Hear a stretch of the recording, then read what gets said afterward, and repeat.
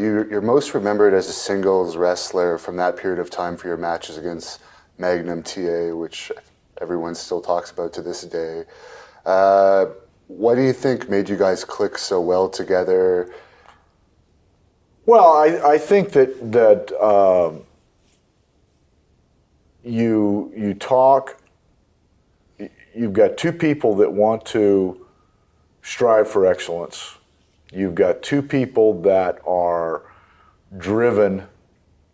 You've got two people that had tremendous intensity, and I mean, it was just easy for us.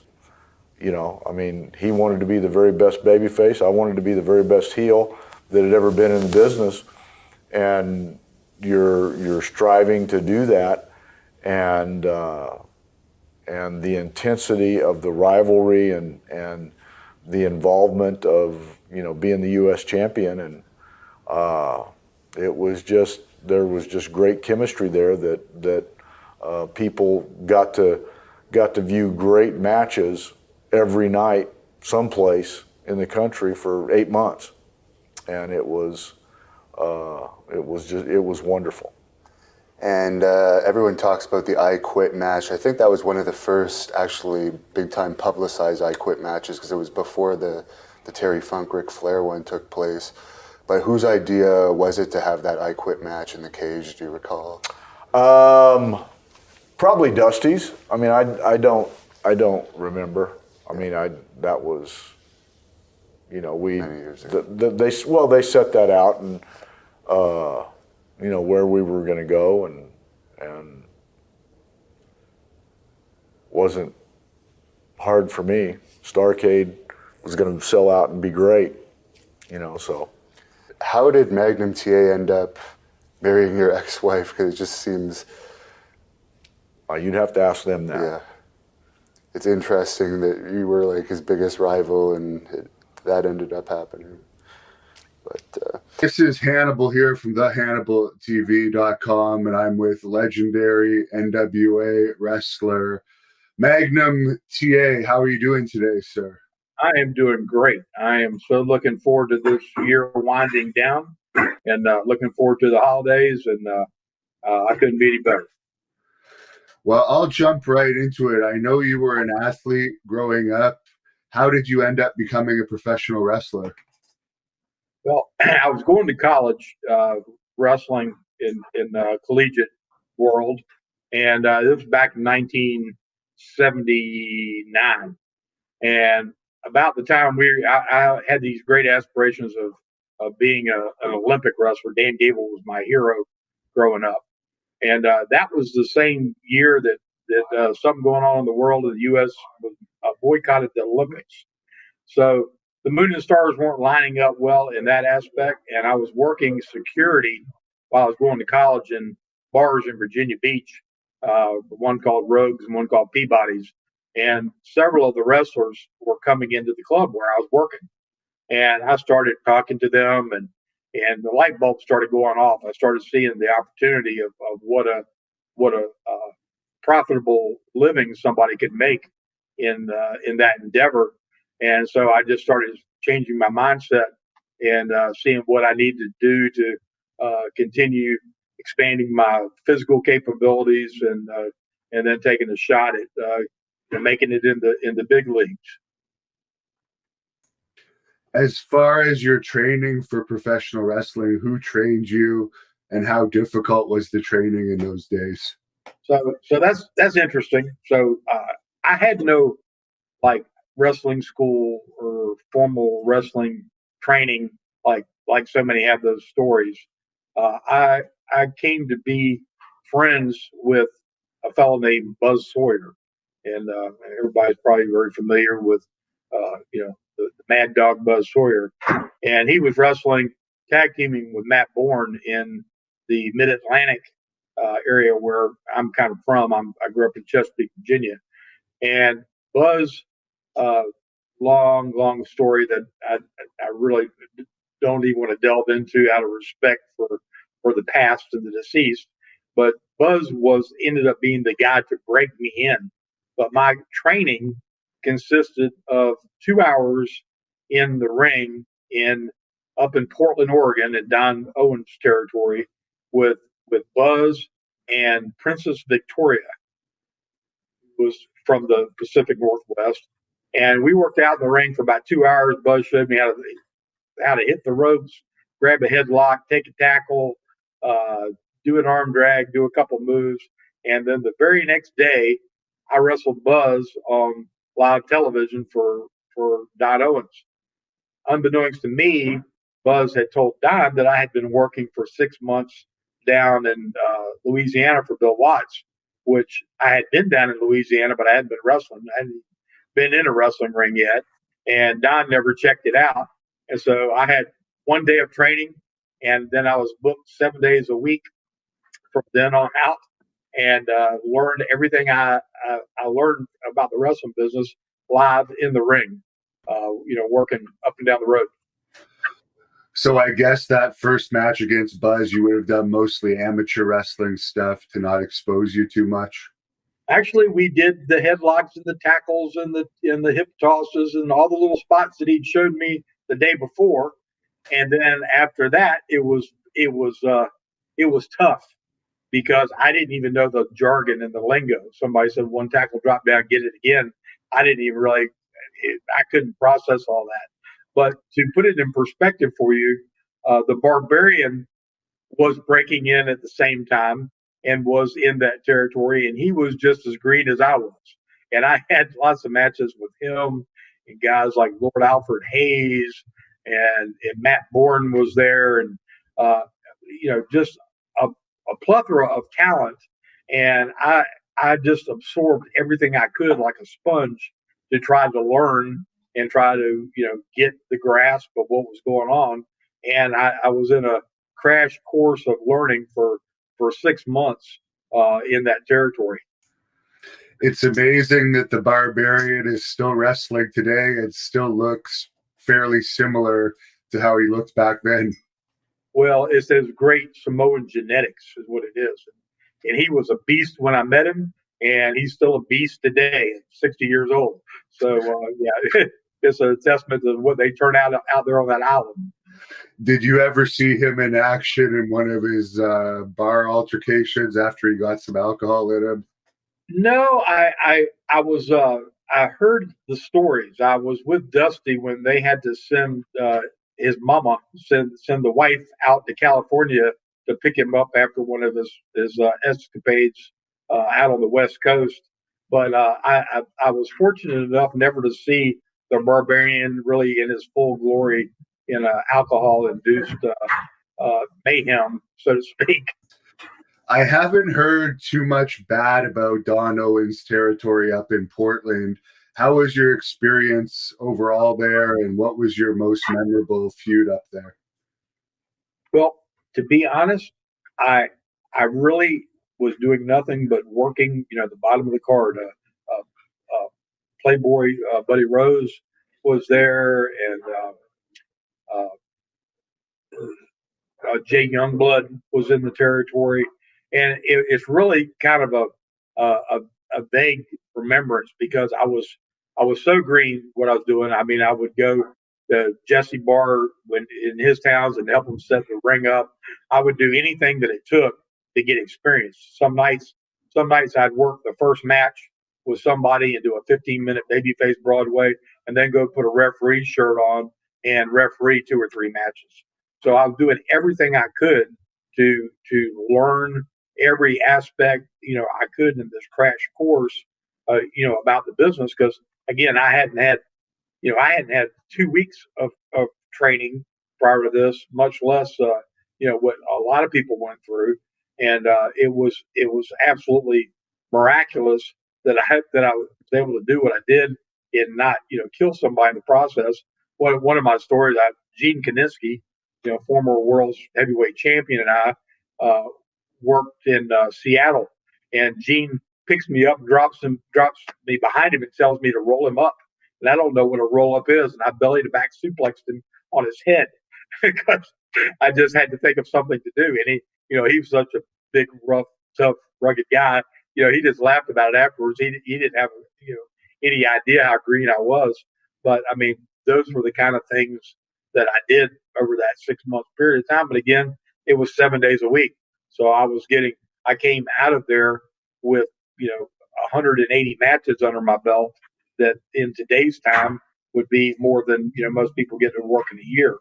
So it was baptism by fire, but nonetheless, Don was a fair man. The payouts were fair, and I can't say enough good things about him. I got to see Don back at the NWA convention later on in my career when I made it to the top, and I can't say enough good things about the man.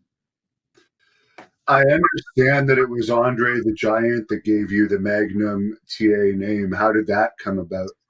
So when I was in Portland and working there breaking in, Andre came to town. Well, whoever had the biggest car drove Andre around, and I had this big Olds 98 4-door monster car that he could fit in. So we drove around, got to know each other, kind of formed a friendship. My first 2 months in the business, and then fast forward to 1982. Broke in 80, started in 80, 1982, 82 and a half. I'm in championship wrestling in Florida. Andre comes in. Now I'm a little seasoned. I've been, I've had a lot of ring time, a lot of matches, and I'm starting to be somebody it's hard not to notice. And so Andre says to me over breakfast one morning, he said, "You look very similar characteristics to that Magnum PI guy on that television series." He said, "You need a name that people can remember, something they can associate with." He said, "You should be Magnum TA." So he was working for Vince Sr. at the time. He was getting ready to go back up to New York, and he was going to pitch the idea to Vince and bring me to New York as Magnum TA. But before that could happen, Paul Orndorff made the jump from Mid South to go to New York, and Ernie Ladd was booking for Bill. He gives me a call in the middle of the night, says, "Hey, there's a spot open here on top. If you want it, it's yours." And so I ran with it. Went to work for Bill, and that's where I took on the Magnum TA name. How was that territory for you? I understand the money was good and the travel was very hard and the matches themselves were very hard hitting. Bill Bill came from the Eddie Graham, school of psychology and wrestling and credibility, and so he wanted everything to be as hard hitting, as solid, as believable, as attuned to a wrestling contest as it could be depicted, and he was very much had that ingrained in his DNA, and anybody that spent any serious amount of time with him, rubbed off on. I mean, Bill's the one that taught me how to throw a punch. Up into that part of my career, I don't even like throwing forearms and whatnot, and he taught me how to throw a punch. It was like a Bill Watts punch. It was stiff. It looked good, but it was stiff. There's no way you could see through it, and I learned a lot. I call my time at Mid South my graduate school work of my career, because it was the first opportunity to work on top and to do main event angles and get a lot of mic time, and get to do the kinds of things you have to do to be a main eventer and to take on the responsibility of helping to draw big main event money. And it was under his tutelage and Bill Dundee, who came in as the booker, that I learned what it takes to be a big money ball player, in our industry. Who were some of the wrestlers you feuded with while you were in that territory? So when I started out, they tagged right off the bat. They tagged Jim Duggan and I together, and we had countless tag team matches with like Ted DiBiase and oh goodness, I can't even think of all the names right now. Jim the Anvil Neidhart was there, and we had the tag team thing that was just kind of a traditional wrestling type feuds, and I went round and round with Hacksaw Butch Reed. He was the North American heavyweight champion, chasing him for that championship. But when Bill Dundee came in, he's the one that helped pop the territory and take this cast of characters, this young Magnum TA, and turn that into a feud with Mr. Wrestling 2, and bring in the Midnight Express, who we put heat on them to the moon, and set them up to have a tremendous run with the Rock and Roll Express. Again, Ted DiBiase was there, Steve Dr. Death Williams was there, Barry Darso, uh, Rick Rude. I mean, there was just talent, so deep in the territory. And every night, we had hard hitting, believable, wrestling contests, and they were selling out all their venues at the time. For the last year I was there, I mean, a small venue like Houma, Louisiana, or Lafayette, and we were doing averaging $20,000 a night in those buildings, and the territory was on fire. Bill, I'm sure that was his the heyday of his run as a promoter in that Mid South. I know you were usually a baby face, but I understand there was a lot of fan attack incidents in that territory. Were you ever in the ring when either a riot occurred or you witnessed a scary situation with a heel? I never did. I heard those stories, and I know they're true because I mean JYD, told me countless stories like that. I've seen the kind of heat that could have erupted into that. I was in New Orleans the night that Wrestling 2 turned heel on Dog and screwed him out of the North American heavyweight title that Dog was holding at the time, and so I see how serious they could be. I mean, I heard the story of guys pulling knives on guys and cutting them, going to and from, and having riots where the police had to barricade the doors to keep the fans from getting back there to get to the heels. I mean, they were very serious about their wrestling, and when you mix that Cajun flavor to those kind of fans, like in Baton Rouge and some of those towns down there along the coast, you had a real recipe for something volatile if you didn't give them what they wanted. And as far as the Florida territory, you mentioned earlier Eddie Graham was a genius as far as booking. How was your experience working down there, and who were some of the bookers at the time? Because I know Eddie often had Mike, Dusty, and Kevin Sullivan helping out. So I was working for Joe Blandard in San Antonio. Mike Graham comes in as the junior world's heavyweight champion for a guest spot, and him and I hit it off and have this like immediate bond. And again, I've been in the business like 1 year at this point. Mike goes home, tells his dad about me, gives me a call, said, "We want you to come to Florida." I go to Tampa, and I get there. Dory Funk Jr. was the booker, and territory was doing so, but I got to travel with Eddie and Mike every day for the first 6 months. And I stood in the back with Eddie watching the matches and him telling me what was good, what wasn't good, taught me the difference in selling, registering, dying, what a babyface needed to do, all the things you need to do to establish yourself and tell a story in the wrestling profession. So with somebody like that in your ear every night is just the value of that you can't even put a number on. And 6 months into that journey, Dory leaves, and in comes this charismatic guy that I've never met before in my life, American Dream Dusty Rhodes. Dusty and I had never met. We make a couple of road trips together, and next thing you know, we're like tied at the hip. And Dusty then gives me a whole different education. Now all of a sudden, besides just the scientific and hard hitting and all the things that Eddie, preached and talked about in angles and those kind of things, I got this very charismatic view of somebody else with, different types of psychology. And it was, magical to see the things Dusty could do to manipulate a crowd, and just all those kind of things. So on the heel side, yes, we had Kevin Sullivan, we had Angela Mosca, we had Mark Lewin, and just Bobby Duncan, all these guys that were just incredible.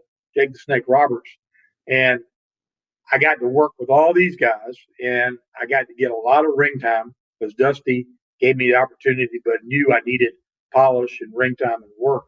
Tagged me up with Brad Armstrong and with Scott McGee, and we were tag team champions. But we'd go out there and wrestle 30 minutes every night with whoever the challenger was. So I was getting a crash course in psychology and learning, how important the interviews were, the being tapping into your charisma, learning how to relate to the audience on a different level. And again, it was a priceless education and experience I was getting in such a short period of time that some people would have taken 10 years to get to experience the things I got in the first two. You mentioned you worked for Joe Blanchard. There's a lot of Texas wrestling fans on this channel. I was wondering if you could share some of your memories of wrestling in Texas. Well, I loved it out there. I love the culture. I love the food. I loved everything about it, except for the fact that I was just an underneath guy trying to learn my way. Trying to learn the craft, trying to figure it all out. One of my big takeaways from that point in my career, I've been in the business 6 months, and so I'm modeling myself out of people that I can somehow relate to. And I was watching the Road Warriors and what they were doing, and I just thought that was so cool. So like they were this bigger than life, freaks of nature. And Ray Hernandez had just come into the territory and brought with him a grocery bag about yay tall, full of performance enhancing vitamins, you might say, and from Florida. And him and I start working out together, training together, and I'm determined I'm going to be 300 pounds. And I got up to about 270 in about 2 months of working out with Ray from 230 where I started. And I walk into this dressing room one night, and Bruiser Brody was in town, and he looks at me and said, "Kid, you're looking great." He said, "You look like $1,000,000." He said, "But I want to give you a little bit of advice. If you want to make it big in this business, don't do it just based on what you look like and something that you can't maintain year round. Learn your craft, learn the skill sets, learn the mic work, and find a place physically that you can maintain 12 months out of the year and be healthy." And a light bulb went off because I realized I was like gaining weight. I was turning myself into a monster, yet I could tell it was pulling down my cardiovascular wasn't as good. My endurance wasn't as good. And I said, I'm going to find a happy medium somewhere where I can find the good shape for myself, but try to be the best skill set that I can possibly be. Because even from the day one, I had this goal in my mind that I one day wanted to be the best. I wanted to be a world champion and recognized for my in the ring work. And Brody turned my whole ship around while I was there, and I never looked back. I shied away from the performance enhancing drugs. I shied away from anything other than being best technician and student of the game that I can be. So some people talk about Bruiser Brody as if he was a bully and out for himself, but in your experience, he was actually helpful to you as a green wrestler. He, knowingly or unknowingly, had one of the most dramatic effects on me anybody can have. And then later on, when I went from working for Joe to Florida Championship Wrestling, he and Stan came in, and I didn't know anything about their reputations or them being rough with people in the ring because I worked pretty snug, and I thought that's the way you were supposed to work from the beginning. That's just the way I work. So when they came to Florida, they had the battle royals going all around the loop, and it's so funny. Stan and Bruiser both would only they'd let me throw them out of the ring, and they didn't want anybody else to touch them. They didn't even want to deal with anybody else. So they were like somehow took some liking to me early on, and I never had one bad experience with either one of those guys. You mentioned about your size at one point getting close to 300. The fans on here always like to know your best ever squat, bench press, and deadlift. So I didn't max when I was at my biggest. When I was in my best shape at 240, I could do reps with 405 on the bench. I could incline 405. I could do seated militaries with 275. I had a lot of shoulder and back strength, and I had a lot of lower back strength when I was 167 pounds in high school wrestling.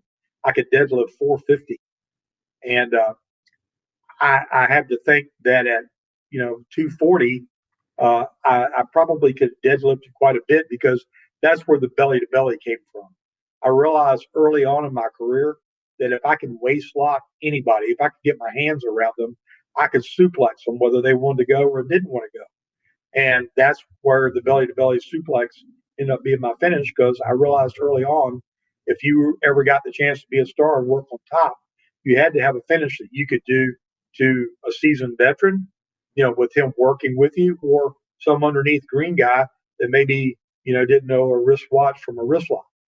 And so I had some pretty serious back and upper body strength that was all geared towards keeping me strong, because I wasn't trying to be a bodybuilder, but I did want to be strong and be able to handle myself in the ring and to move bodies around and do the things that we had to do to portray the contest that we did. When would have been the first time you met Ric Flair? I met Ric Flair for the first time on Mike Graham's boat in Tampa, Florida. He came in to the territory. He was a champion. He was dating Beth then. They weren't even married yet, and we all went out boating out in the Tampa Bay on Mike's offshore race boat and spent the day. And so we met back then. We weren't in the ring together, anything like that. My first in the ring meeting with him was when I was the North American champion for Bill, and we wrestled, I believe it was Tulsa, Oklahoma. And that match and that timing, I think, was some of the precursors to me coming to work for the Crockett's. As far as his daughter Charlotte, have you seen much of her? I've known Charlotte since she was 3 years old, and every time I've seen her, I saw her as a teenager and as a college student, at her mom and dad's house here in Charlotte, at Christmas parties and things, and talked to her, and I've seen her on a handful of occasions since she broke into the business. The last time I really got to spend a significant amount of time with her was at her brother's funeral, which obviously was, terribly, sad, traumatic time. But I followed her and stayed in touch with her, and so proud of the career that she's had for herself so far, and I'm sure the best of her is still yet to come. I mean, she's been off this last year rehabbing from some surgeries. I think she's going to definitely make a mark that'll be maybe not that of which her father did, because that's just a hard mark to follow. But certainly as an athlete and a performer, she's second to none. The dream match for a lot of wrestling fans would be Charlotte versus your stepdaughter, Tessa. Do you think there's a chance of that ever happening in WWE?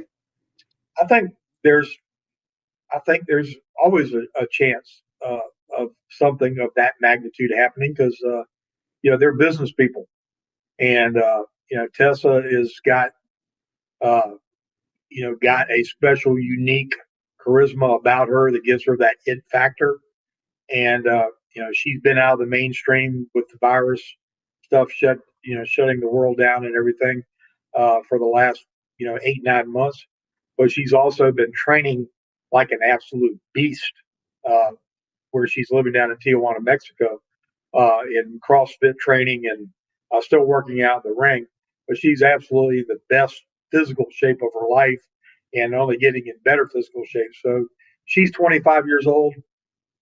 I've got to think sometime in the next 12 to 18 months, we see that being a possible reality.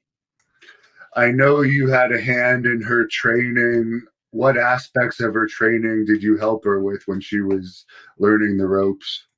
Well, to be honest, she trained with George South here in Charlotte for months before she ever let either myself or her dad, Tully, know what she was doing.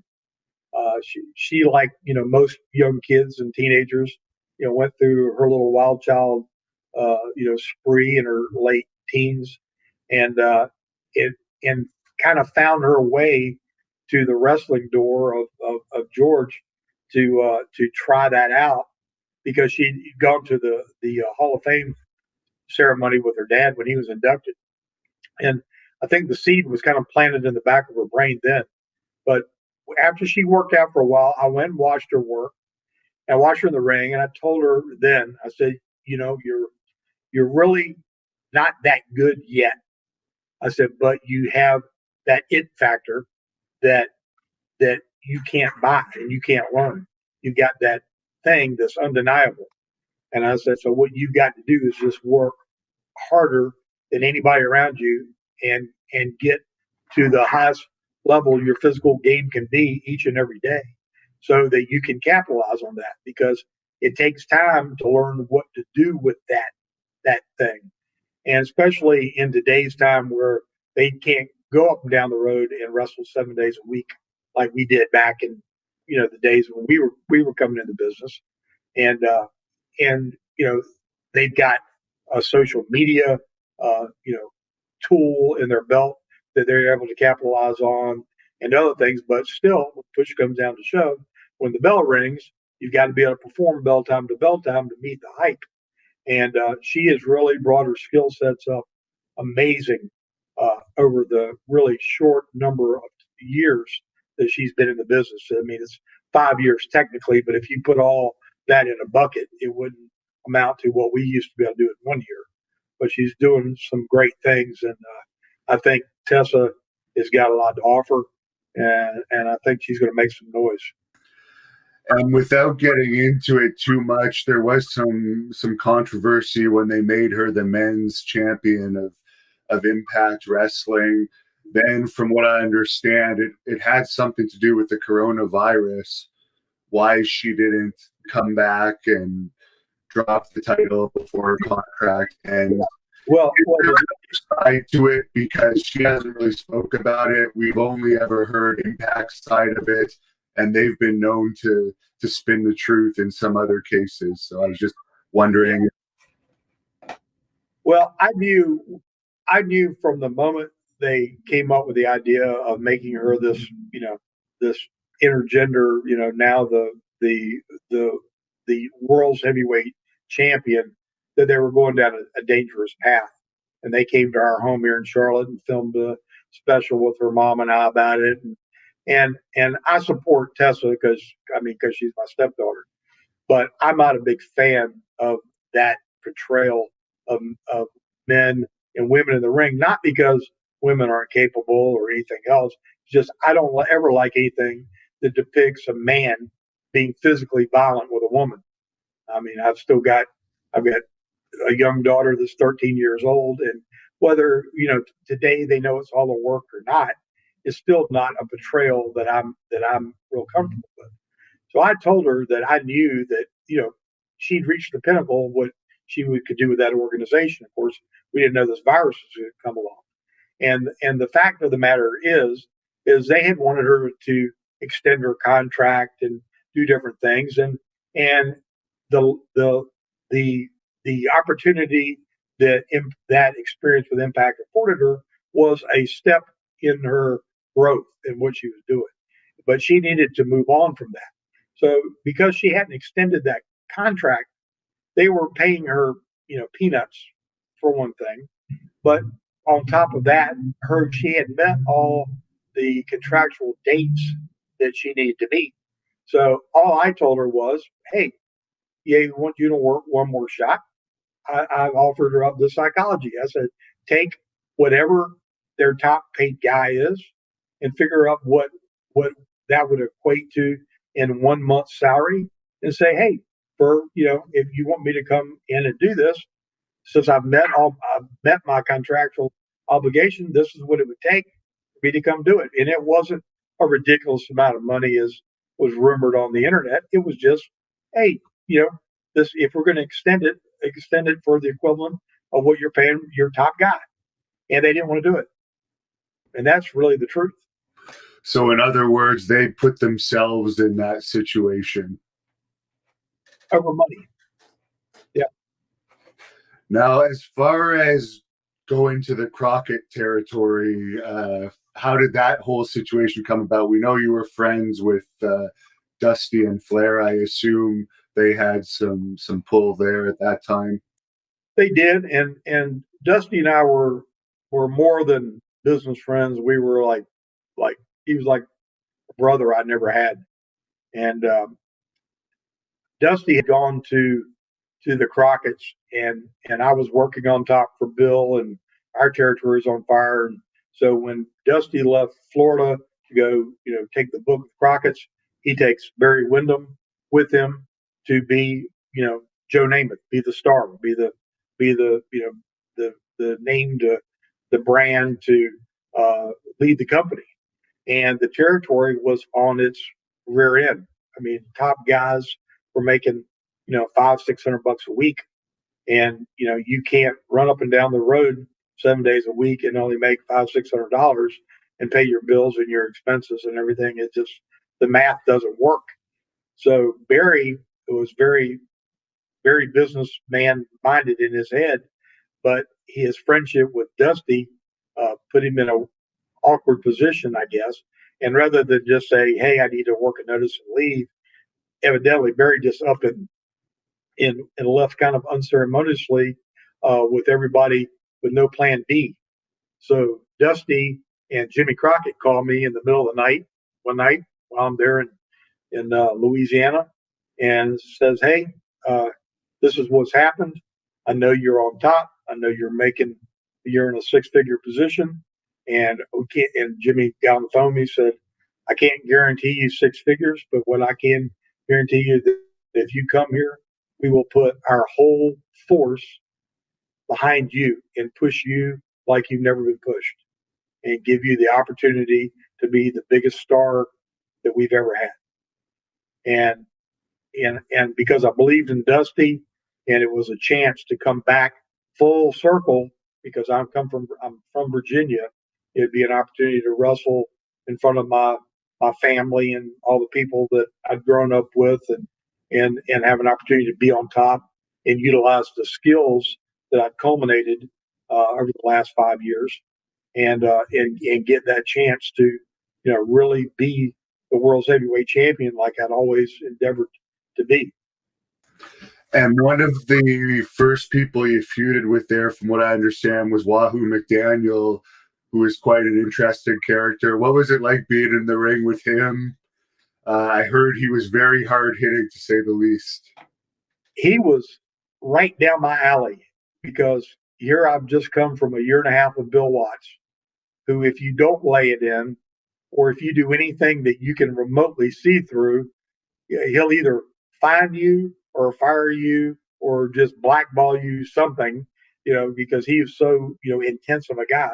So, I mean, I'm pretty rough, rugged, babyface guy, and I work solid, and I'm, not afraid to, I would take as good as I gave.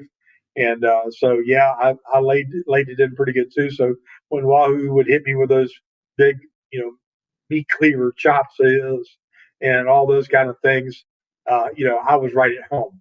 And it to me, Uh, Growing up watching Mid Atlantic Championship Wrestling, I'd watched him and Johnny Valentine feud over the big bowl of silver dollars, the goldfish bowl full of silver dollars, that beat each other to death. So it was like an honor for me to step in with this guy that to me was legend. And you know, when he eventually passed the U.S. title to me in a cage match in a sold out Charlotte Coliseum, which was his home base, and puts me over right in the middle, 1, 2, 3, with a belly to belly suplex, no slip on a banana peel, no out, no nothing, nothing but respect for that man. I mean, I've told that story 100 times if I've told it once. The greatest single victory in having my hand raised in front of a sold out crowd was that night with Wahoo. And I understand from talking to Kamala before he passed, the match that you had with him at the Great American Bash, I guess he didn't want to lose because there was no future for him in the territory, and they wanted to put you over, obviously, because of the big push. Were you experiencing any of that, those problems with the booking backstage before that match, or did you just go in there and wrestle and get the finish like it was just a regular match? Yeah, to me, it really was irrelevant. I learned from from Bill and from Eddie Graham. I could get myself over whether I had my hand raised or I didn't have my hand raised, whatever.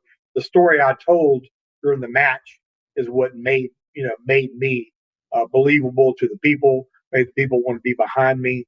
So whether I got a clean win on somebody or whatever, it was the contest that we portrayed and how the battle played out, which is kept my fan base growing. I remember, so yeah, I remember the deal, and Kamal was going to go to New York, I think, and so he didn't want to do the favor right in the middle of the ring. But we gave the fans the pop. We got a DQ, but then I throw them in the ropes and belly to belly him, and the whole 16,000 people are chanting 1, 2, 3. So we gave them the pop. We gave them everything they wanted. The win with a suplex was really irrelevant. The only other guy that there was ever an issue with was Bill Eadie, because he was a mass superstar and a big star here in Mid Atlantic, and he'd come in to work a shot or do something, and Dusty wanted him to do the favor, and he didn't want to because he felt like he still had potential to come back, maybe at some point in time, and didn't want to, and thought it would somehow be a disservice to him or whatever. And it didn't hurt my feelings any. I mean, probably pissed Dusty off, or maybe Jimmy, but and we worked some DQ or something. But I mean, you know, I was in the ring with the best of them. And before I got my push, I put over everybody and anybody on the planet. And when I left Bill in Mid South, and when I'd been on top, I gave my notice and worked for 6 weeks, a 6 week notice, not a 2 day, not a 2 week. I worked 6 weeks and did the favor for every single person in that territory that had been putting me over for the last year and a half. I mean, that's just the way we did business back then. It was a work, and we would never none have got over without each other contributing. How important was kayfabe back in those days? I know Bill Watts was very strict on it. I'm not sure how strict Crockett was, but I'm sure he was fairly strict as well. Well, Bill, hands down. I mean, no heels and baby faces were on the same side of the building dressing, never traveling together, never allowed to be out in public together. That wasn't tolerated. In Crockett's, it was the same way, but it was such a bigger machine. At our peak, we had 200 people working for the Crockett's, all living in Charlotte. So, like Flair was like back and forth between a baby face and a heel. So he could kind of associate back and forth. But like Tully and I, or Arn and I, Nikita and I, we were all always on polar opposites of any type of outside uh, to the public's eye situation, always. And yeah, kayfabe was big to the point where they wanted to shoot angles where we actually ended up getting arrested from hiding in public and stuff like that just to further an angle. So yeah, it was pretty seriously held as the holy grail of how to protect the business. Even the mid '80s. I heard that they did some angles too with like Ricky Morton and Ricky Steamboat where they'd sandpaper someone's face just so when they're walking around, they would look like they were legitimately beat up. Did they ever do that to you? Oh no, they didn't do it to me. I did it to myself because I'm just such a you can't tell me anything I can't do, and hardcore guy. We did the angle where the Andersons had jumped me, had done something, and were supposed to have like plowed my head across the carpet, and I took a towel and friction burned the whole side of my face like in a big half moon, and it looked horrible, absolutely horrible. And on top of that, it hurt worse than anything afterwards. Not when I did it, but afterwards, I've never had such pain from anything in my life. It just was like somebody had taken a blowtorch to my face, and I did it to myself. So yeah, I can relate to it. And you worked a lot of the territories where there was said to be a lot of groupies back in those days. I don't know if you were married when you were on top in those days, but how was it compared to now where you don't see as much of the screaming girls everywhere? There was I didn't know so many women existed. Uh, to be frank, I mean it was if there had been cell phones in the '80s, we would have all either been divorced, shot, or locked up. It was just absolute insanity. We were in a different town every day. We were flying on jet planes that we the company owned, and we still weren't coming back. We were just hopscotching all over the country on planes, and I mean there was women in every port throwing themselves at you everywhere you went, 7 days a week, sometimes 3, 4 times a day. What do you think it would take to bring wrestling back to that? Because it just doesn't seem like it's like that anymore. You can't. You're never going to. I mean, first of all, everything evolves, it changes. It's just like watching. I grew up watching John Wayne and Clint Eastwood, westerns that mesmerized me back in the day. I probably couldn't get my 13-year-old son to sit and watch 15 minutes of any of those programs because it's a different culture, it's a different time. Uh, to to create the insanity that we were able to create and the emotion from fans and women and old people, young people, everything, the kayfabe part of it and the illusion that we were able to create and make people, question the entertainment they were seeing. They thought they were seeing, something that they were living vicariously through, and it was this, live in the round soap opera that we were portraying every night. And the emotional investment was so high because of that. When it all just became entertainment and like watching a movie or watching a sitcom where it's not real, it took that magic away. And I don't, today there's probably some of the greatest athletes I've ever seen doing things that are, unthinkable, but they're so unrealistic that, they don't have the effect.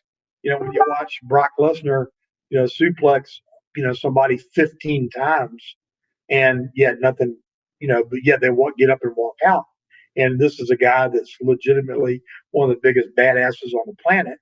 I think to myself, well, if I'm watching this and I see this guy 30 years ago that when he hit this move, nobody got up.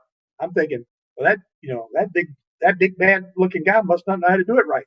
So the effectiveness and the result of doing all these high flying maneuvers and all these spectacular stuntman looking things, if they can't bust a wet paper bag somebody's imagination of, they could have really just killed somebody, then you lose something.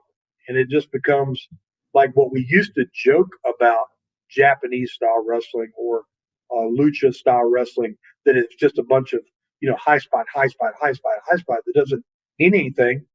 That's what it evolved into. Only bigger guys doing it. Mick Foley jumping off the top of a steel cage, or guys doing moonsaults off of 20-foot tall cages and all these things. But they high spotted the business to death, just like we used to say. Somebody came in and hot shotted the territory and then left.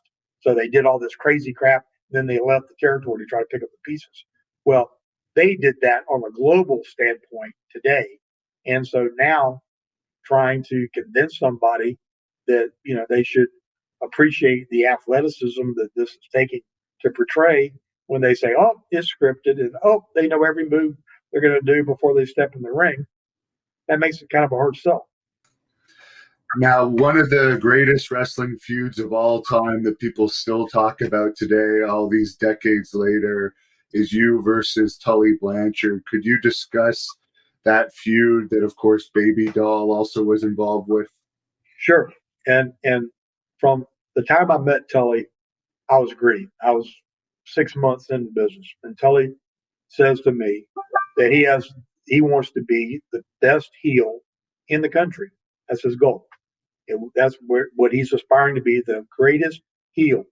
He didn't ever have any desire to be a babyface. He wasn't looking for the glory. He wanted to be the hardest worker, the most in shape, to get the most heat, and to be able to and do it better than anybody else. And when he and I hooked back up, when I came to the Mid Atlantic, now my skill set had come up to a different level, and my intensity and my goal as a babyface was just as intense as his as a heel. So when you combine those two work ethics, and neither one trying to step on the other, neither one really wanting to be in the other one's role, then you've got this combination that's really, really hard to beat. So Tully and I worked an 8-month program to get to the culmination of that I Quit match. And of course, I don't even think you could work an 8-month program, or you can't hardly work an 8-minute program, much less an 8-month program. But we took that battle and all the back and forth things that led up to that match, all around the United States for 8 months prior to, having the blow off match of the I Quit match. And at the time we did it, we didn't even think about the significance of it, because we had done that same kind of thing, short of the chair and the eye. We had done that and more in places where it wasn't televised. So when it finally gets captured on film, and with all the intensity that led up to it, it was like we made a classic, and we didn't even realize it. How did you two get along outside the ring? Because I was there when you got your Dan Gable Hall of Fame induction a few years ago, and it seemed like you two are still pretty close friends. Well, so I'm married to his ex-wife. I raised four of his children that were 1, 4, 5, and 7 when Courtney and I got together, and we've got a professional respect for each other that goes without saying. But time and life and things that ensue, and that we've shared vicariously because of this blended family, have taken our relationship to a level that a lot of people would have a hard time understanding. But he's still a consummate professional. He's been a great parent in his kid's life, and has a completely different relationship with them today than obviously he was able to have when they were young, and the family was broken up. But we still talk, and we do these before the COVID thing, we've done I don't know how many you know get-togethers and one-on-ones talking about our feud. And it's like we've been tied together with this needle and thread throughout our lifetime that neither one of us would ever imagine when we met back in 1982. I'm going to guess you probably met his wife after the divorce, which is probably why there was no heat there. Well, the thing of it is, I was at their wedding.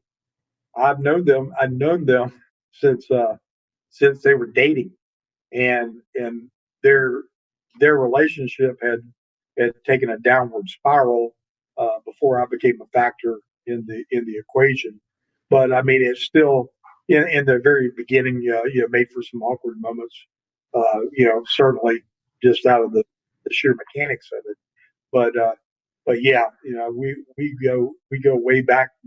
Something about when you get this wrestling DNA and in this fraternity ingrained in you, it truly is for life. And I think when you form the kinds of bonds that he and I did, Dusty and I did, it transcends almost all other life events.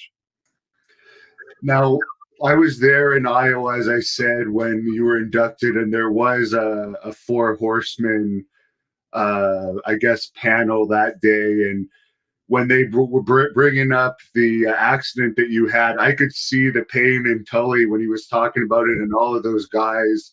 And I recently interviewed Barry Darso, who was in the territory at the time, and he said it was hard on everybody because it could have happened to anybody. Um, could you just kind of go over what happened with that terrible accident and how you remained so strong and have become such a success afterwards? Yeah, it was a freak thing, and to your first point, it could have happened to anybody, any of us at any time. I mean, we all lived life in the fast lane. We traveled, we worked 300, 45 days plus a year, and traveled in cars and airplanes all the time. I had near misses and what could have been a plane crash. Lots of things happened, and on that particular occasion, you know, frankly, uh, I had a 911 turbo Porsche. It was like my dream car from the time I was a teenager, and the car was extremely fast, extremely nimble, gave you this crazy confidence you could do anything in it. And I was 5 minutes from my house, and I was driving 50 miles an hour, but I was on a wet road. And frankly, on that wet road at that time of night, in the conditions, I should have been driving about 30 miles an hour to have been safe. But at 50, I hit some water in right in the middle of a corner that caused the car to hydroplane, lost control of it, broadside a telephone pole. My head hits the roof because I'm so big in this little bitty car. C5 vertebrae explodes. I'm instantaneously paralyzed. Don't lose consciousness, which was a blessing and a curse. Because when they finally got to me, they were getting ready to try to pull me out of the car. I said, I can't move. And which they instantly stopped trying to pull me out of the car, cut the roof off with the jaws of life, got me stabilized, got me out of there, got me to the hospital. And all the experts said, you got 1,000,000 to 1 shot of ever walking again. You've got, just the worst injury an athlete could possibly have, and gave me a really bleak prognosis. But a host of things happened. First of all, I didn't have the good sense to understand what the medical experts were telling me. So I was stubborn.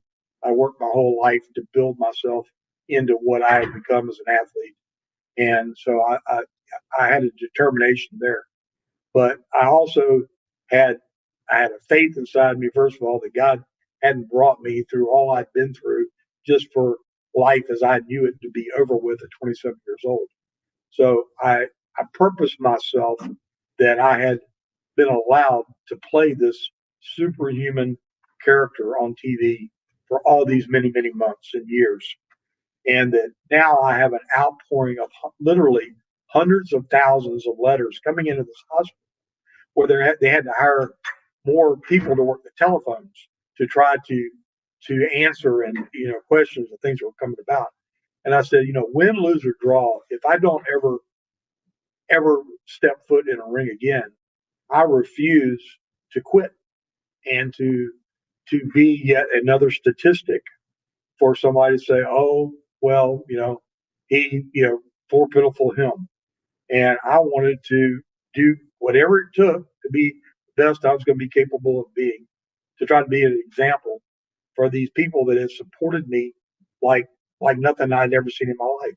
We had literally had millions of people watching this program, and now I'm getting letters from doctors, from lawyers, professionals, all people, all walks of life, and they genuinely care about Terry Allen. And so now Magnum TA has a choice. I can either become that statistic the doctors have given me this prognosis, or I can dig in and walk the walk that I talked about all these years. And that was my thing. I wanted to find out whatever the watermark was that I was able to get back to which I did walk out of the hospital 5 months later under my own power, and never regained all the physical capabilities that I once had, but ended up being blessed in a whole other set of skills that I didn't even know I had. And, so now, 2020, stepdad to 5 kids, father of 3, managed to support them and take care of them as they've grown up. And, and I'm thankful every day to God that I wake up with another opportunity to do my best every day and show people that, quitting really isn't an option.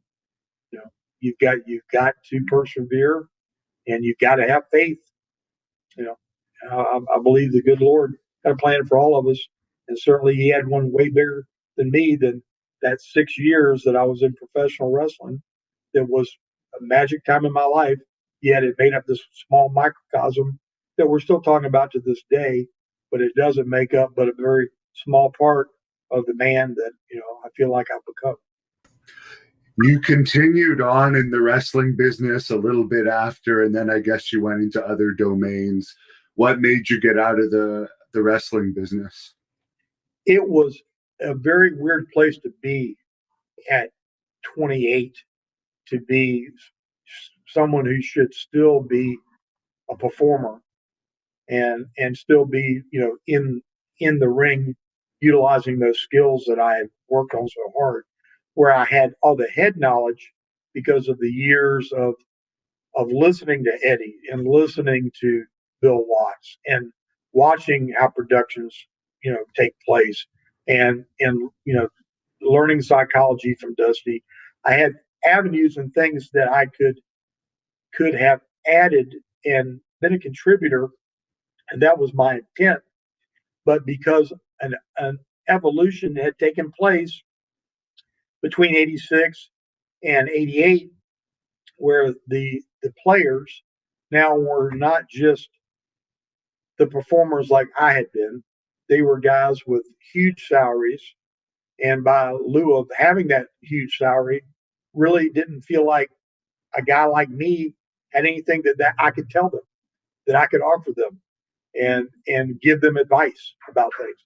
And when I realized that after a couple of years of doing that I wasn't going to be able to make a difference, and I wasn't going to be able to do anything to really improve that product, it it it was time for me to look for other avenues and something different, because it wasn't satisfying to me to just be there and get a paycheck. If I couldn't feel like I was contributing and doing something to really make it a better product, it wasn't satisfying.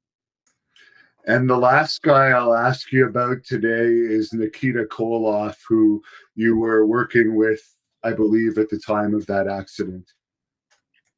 Yeah, and I had just finished the program with Nikita, and we're very good friends to this day, and have um, do done multiple appearances together and signings and events and whatnot. And he's full time in the ministry work, and we're very close, very very very close to this day.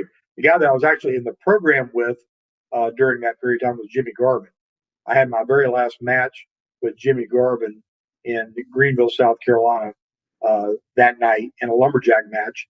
and him and his wife Patty had just come to the territory a couple months before, and I was in this like intermediary type uh, program with Jimmy. Didn't really know where that program was going because the next step for me was to go back and get the world title from Ric Flair.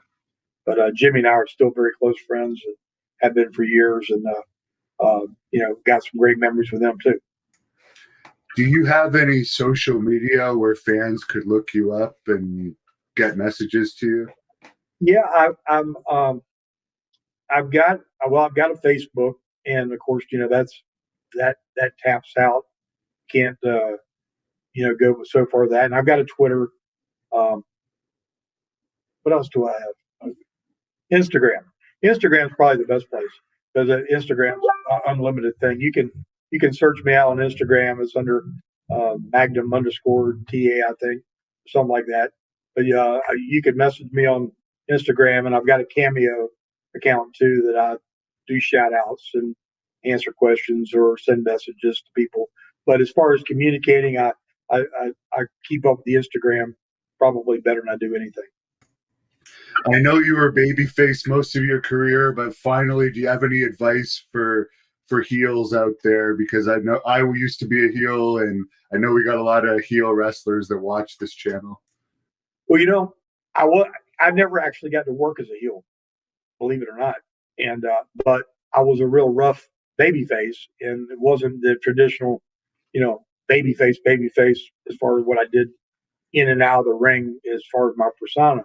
But the thing of it is what Eddie used to tell me was kind of simple. If a heel can out wrestle a baby face, or if a heel can out fight a baby face in a straight toe to toe contest, then there's really no reason for him to be a heel unless you just don't like his personality, right? But the classic heel babyface reaction is supposed to be a babyface that frustrates the heel into taking a shortcut to get the advantage, to and not to be blatant about things that bury the referee in getting your heat, or or doing things that try to make you in a babyface line. A true heel is not an admirable character, and it is a role. It's a great role, and you can't have a good baby face without a good heel. They make each other. It's the dance. But when I was a baby face, the biggest part of being a baby face is not shining, it's selling. Because when you sell is when you get the people to want to make you to make the comeback, and they want to see you win that title that's right beyond your grasp. So the heel's got to be sneaky. He's got to be devious. He's got to be willing to be cowardly. He's got to be all these things that if it's not wrapped up in your DNA to do that, sometimes it's tough. And I think that's why we've got these, like all these shades of gray today. People say, oh, well, that's just old school. You don't need to have heels and baby faces. Well, I guess what? To sell a ticket, to make somebody want to see somebody else stomp a mud hole in somebody else, you got to hate one of them and love the other one. And there's no easy way to do that unless you have heels and baby faces. Hannibal, you hear me? This is the captain, okay? Magnum's talking about sneaky and devious people, and it gets no sneakier and more devious than you. You are taking way too much of my client Magnum TA's time, and if this is the last time I see you, it's still going to be too soon. Your time is up, Daddy. That's it. You were there in the NWA Crockett territory when Magnum TA had his accident. You were actually involved in an angle with him and Nikita. Could you talk to us about what it was like for the whole territory when a guy like that, who I understand was well liked and about to get an even bigger push, possibly a future world champion, had that kind of tragic accident? Yep, definitely. Um, you know, in that territory, in Crockett's territory, every single person in that territory, um, they were incredible wrestlers. I mean, from the bottom of the card, could have been a main event. you know, and what was kind of nice about the territory, it did kind of switch around and rotate, you know, the matches you had, you know, except for, you know, Flair and Dusty, you know, a couple of the big time baby faces, they were never going to be on the opening cards. But, you know, other main events would, you know, win titles, lose titles, then go back down and end up being opening matches again and work your way up and find another angle and get up there. And the whole territory was kind of like that. But now Magnum TA, he was, in fact, in Mid-South, I was with him there, and that's when I first met him. And Magnum was an unbelievable guy, and you know, good looking, young guy, good body, had a good promo, and he could work. And he would do anything that anybody wanted him to do in matches. Um, but by the time he got up to Crockett's territory, he really learned how to become a top baby face. And him and Dusty were good friends. So Dusty was grooming him to be the big champion. And it's really hard to get into a position like that. And because there's a lot that's asked for you. I mean, you have to be the champion, a single champion in a territory. You have to, you know, you have to be greedy. You have to be selfish. You can't be in a match with somebody and not be the top guy. And so you really have to look out for yourself. And Magnum was finally at that point to where he was really groomed and knew what he was doing. And it ended up being where we were going to do an angle with him. And it was going to be to where Magnum and Nikita were going to end up having single matches. And I think, you know, and it's hard to remember every angle that you do and everything, but I can't remember what town we were in, but Magnum ended up getting in a car accident, and I didn't hear about it until the next morning, but I couldn't believe it because I was really good friends with Magnum. And it ended up being where he wasn't ever going to be able to wrestle again. And in that territory, because of the way the territory was, where everybody got to work with pretty much everybody, you got to be really good friends with people. And it wasn't just like it was, you know, you wrestle a guy and, you know, that was the end of it. You never talked to him much again or anything. This is where you traveled. You were, you know, you'd be at parties together, you know, kayfabe, of course. But, you know, the wives were friends with everybody and the guys were friends. And so when Magnum got hurt, I mean, it was devastating to the whole company because, you know, it was something where it could have been me. It could have been Ivan and Nikita or anybody in the territory. It could have been Rick, where he went off the road and got hurt like that. So it really hit home for everybody. And it was almost like, you know, hey, we got to start really watching out for ourselves and taking care of ourselves a little bit more, because you don't know when your last day in this ring's going to be.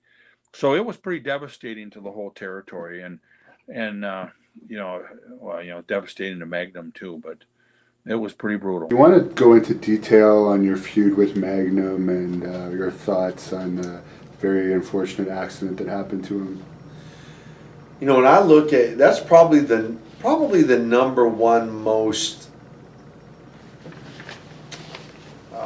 talked about as far as my career and matches, and there's certainly Great American Bash with Rick and some of the matches with Dusty, and of course the Road Warriors, the War Games. I mean, there's a lot of fond memories I have. The best of 7 series with Magnum TA, I would have to say is the number one most talked about or brought up by the fans the most. The best of 7 series with Magnum, and you know, the first of its kind ever at the time, and really the whole psychology behind it, the idea of a best of 7, and then the way we did it in terms of a contract signing and his mom there. You know, he never, for those who've never seen that clip, I know it's out there, He didn't smarten his mom up to the wrestling business at all. So she's at this contract signing. Now he knows what's going to happen. I know what's going to happen. She didn't have a clue. And so as we're sitting there and Sandy Scott is kind of negotiating this back and forth, and of course the buzzword, the key word for him is when I call him a mama's boy. What, you some mama's boy? Is that, that's his cue to come flying over the table. And he does. And then we're, kind of, next thing you know, Ivan and I got him down, putting the boots to him. I mean, and his mom is like, she is like beside herself. She's like freaking out. Her mind's all real. And so to set it up that way, and then Bob Geigel to strip him of the title, and then to announce a best of 7 series was, I think, unprecedented at the time. And then to build it the way we did, 1-0, 2-0, 3-0, 3-1, 3-2, 3-3, and then 7th and final match. Once again in Charlotte, North Carolina, and Crockett, to his credit, dedicated the whole entire hour television, because he was going to tape it for television, and it was the whole hour of Mid-Atlantic Championship Wrestling, and it couldn't have worked out any better. It wasn't even planned this way, like with the camera angles and everything back then. They weren't as sophisticated as they are now. But to utilize the chain and for it to kind of slither out like a snake right in front of the cameras to where the referee didn't see that a chain was used. I mean, it all just fell into place. And of course the fans, oh my gosh, you want to talk about being livid. Here again, a Russian wearing the United States Heavyweight Championship was kind of unheard of, right? The idea of it. And I'm basing this on what fans told me over the years, feedback from fans, right? Yeah. And just because of how much they hated me. And then for him to have the accident, and at first I wasn't convinced when Dusty and Jimmy had just come back from a tour in Japan. We were in Philadelphia. I still remember it. They brought me in a little room, told me he had broke his neck, and it's wrestling, right? It's a work, right? Whatever. They go, no, it took them a few minutes to convince me. I'm like, oh my gosh, and then kind of settled in. Then they said, well, we've got something else we want to share with you. And then they presented the idea of the superpower. Well, we weren't calling it the superpowers that night, but the idea of teaming up with Dusty, and to take some time, think about it. So they gave me the ultimate decision on it, whether I wanted to do it or not. And again, by fan accounts, that angle was so strong. And the way it was kayfabed from essentially everyone is what got it over even that much more. And I think what really the kind of the ice on the cake or the cherry on top was Bill Apter, Pro Wrestling Illustrated, did 2 things. One, he did a headshot of me on the magazine cover, Pro Wrestling Illustrated, with like tear coming, I cry for Magnum TA. And then he and I and Dusty did one interview, and that's where we announced the formulation of the superpowers. And between that interview and that magazine cover and the angle that night, and again in Charlotte, I've had a lot of, my turn happened in Charlotte, number 7, best of 7 happened in Charlotte, the Great American Bash against Flair was in Charlotte. Charlotte's a special place for me.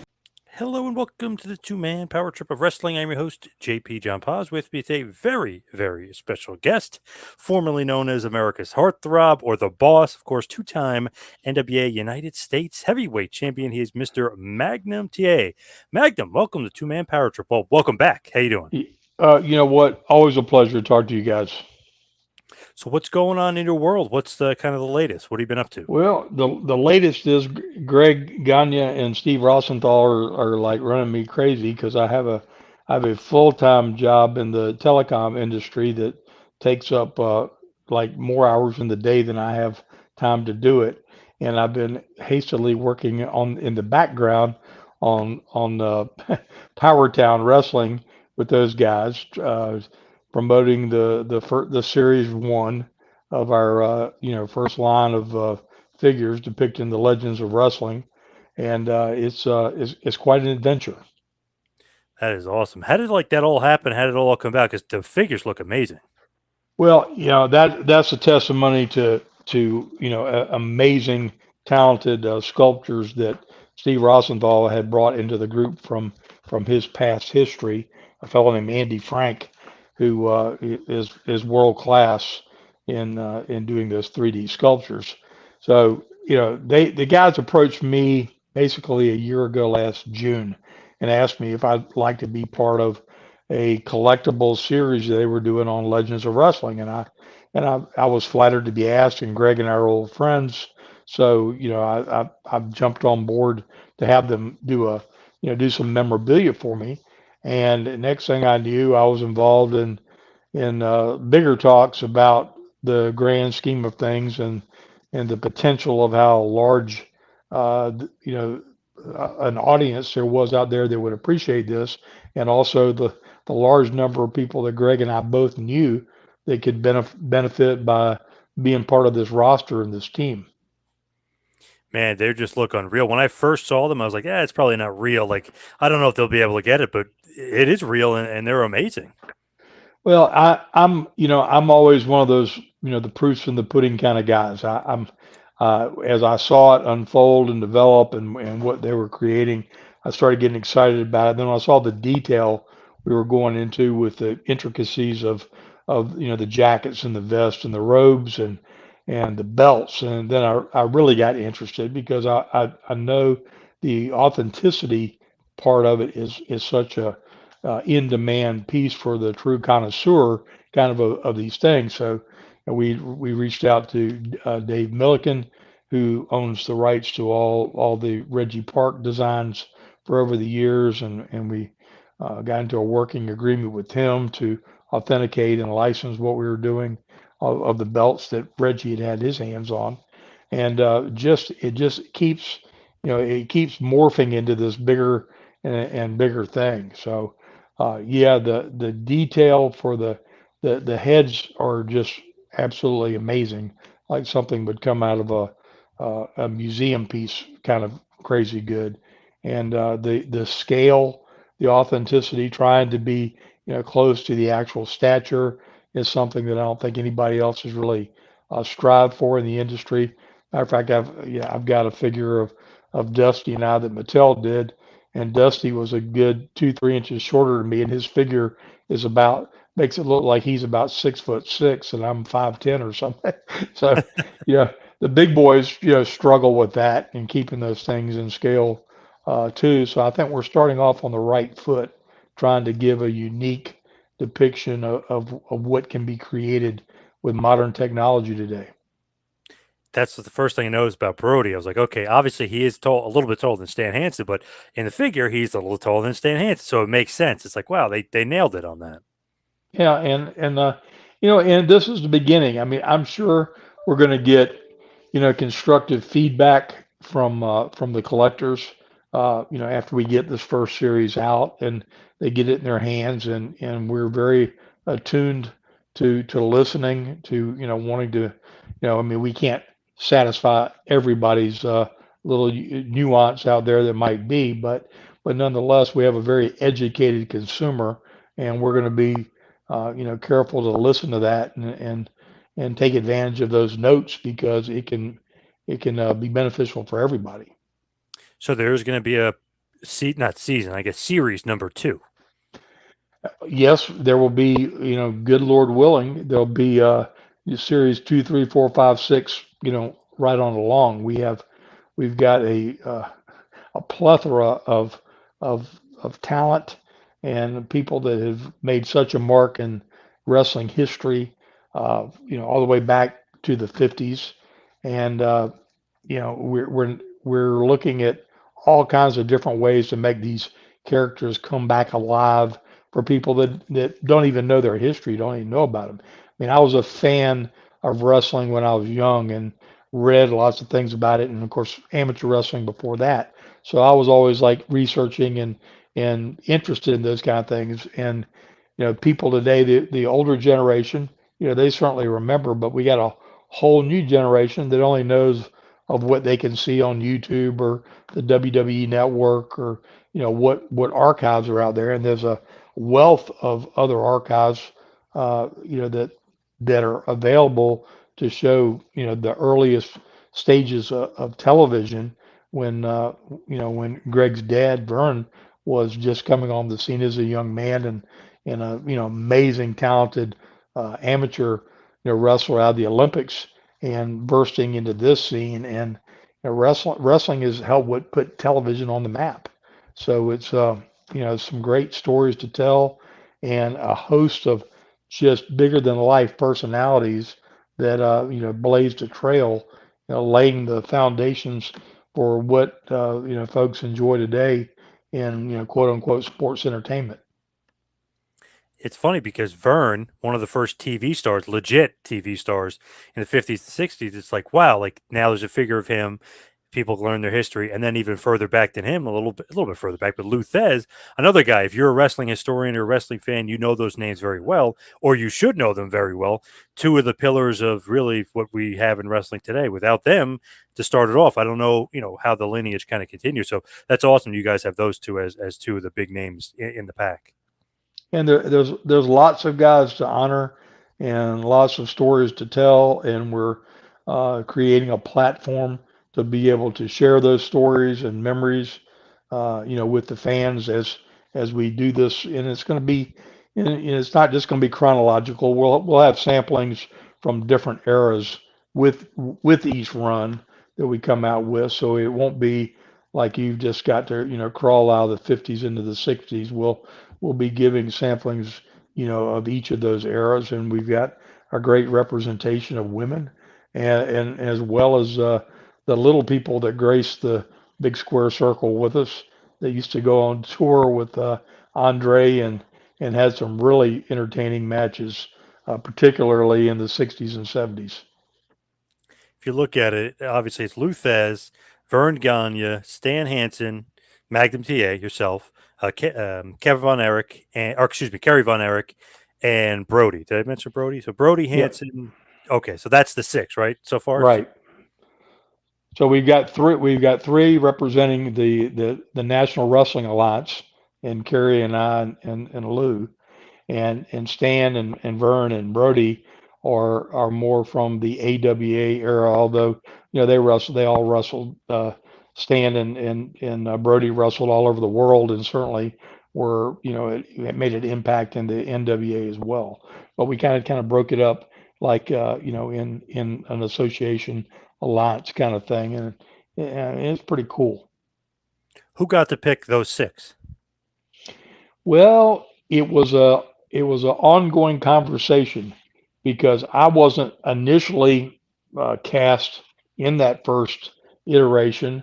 I don't even know exactly how it pivoted over to me, but there were so many names that were all over the place, and there was so many names that have been, a lot of the guys that we have that kind of in that 80s, 90s era, some of those guys had been done. So I've had the one figure that Mattel did 10 years ago, and it was not the adaptation of me where I transitioned over to the red tights and certainly didn't represent the U.S. heavyweight title with it. So it seemed like on paper, because of the sheer uniqueness of it, that it made sense. And Carrie and I were very much in the kind of in the mainstream at the same time in the mid '80s. We Last picture of Carrie and I was at Comiskey Park, coincidentally enough, and Vern's big extravaganza that he did there. And I wrestled Flair for the world title, and I'm not sure who Carrie wrestled, but that was the last picture of he and I together. and I'd known him and all his brothers and spent a lot of good time with them down in Florida and in Texas and when I was in Mid South. So a lot of mutual respect and love and kind of family kind of atmosphere between us and them. Love the Von Erich. Great that Kerry is a part of that because one of the all-time greats, definitely. And it's awesome that you're a part of it. I mean, you should be a part of that first set because obviously one of the all-time greats, and that's the '80s wheelhouse right there, or early '80s to mid '80s wheelhouse. You and Kerry. Well, it built that momentum that took things, like to yet another level. I mean, obviously, I had a very untimely career-ending accident in October of '86, but I literally, from a hospital bed, watched in 5 months the whole landscape, evolve from big, huge arena business to pay-per-view business, which changed the industry completely. And we went from packing arenas and putting 10 and 12,000 people in them to be able to reach out to millions of people that were paying to see an event, worldwide. And the industry just exploded. And we owe a lot of that to Vince because Vince was pushing pushing the envelope and spreading out into new areas and creating a fan base that weren't traditional wrestling fans. And it just opened up the globe to everybody that wanted to go out and get a piece of that action. What did you think about Vince retiring?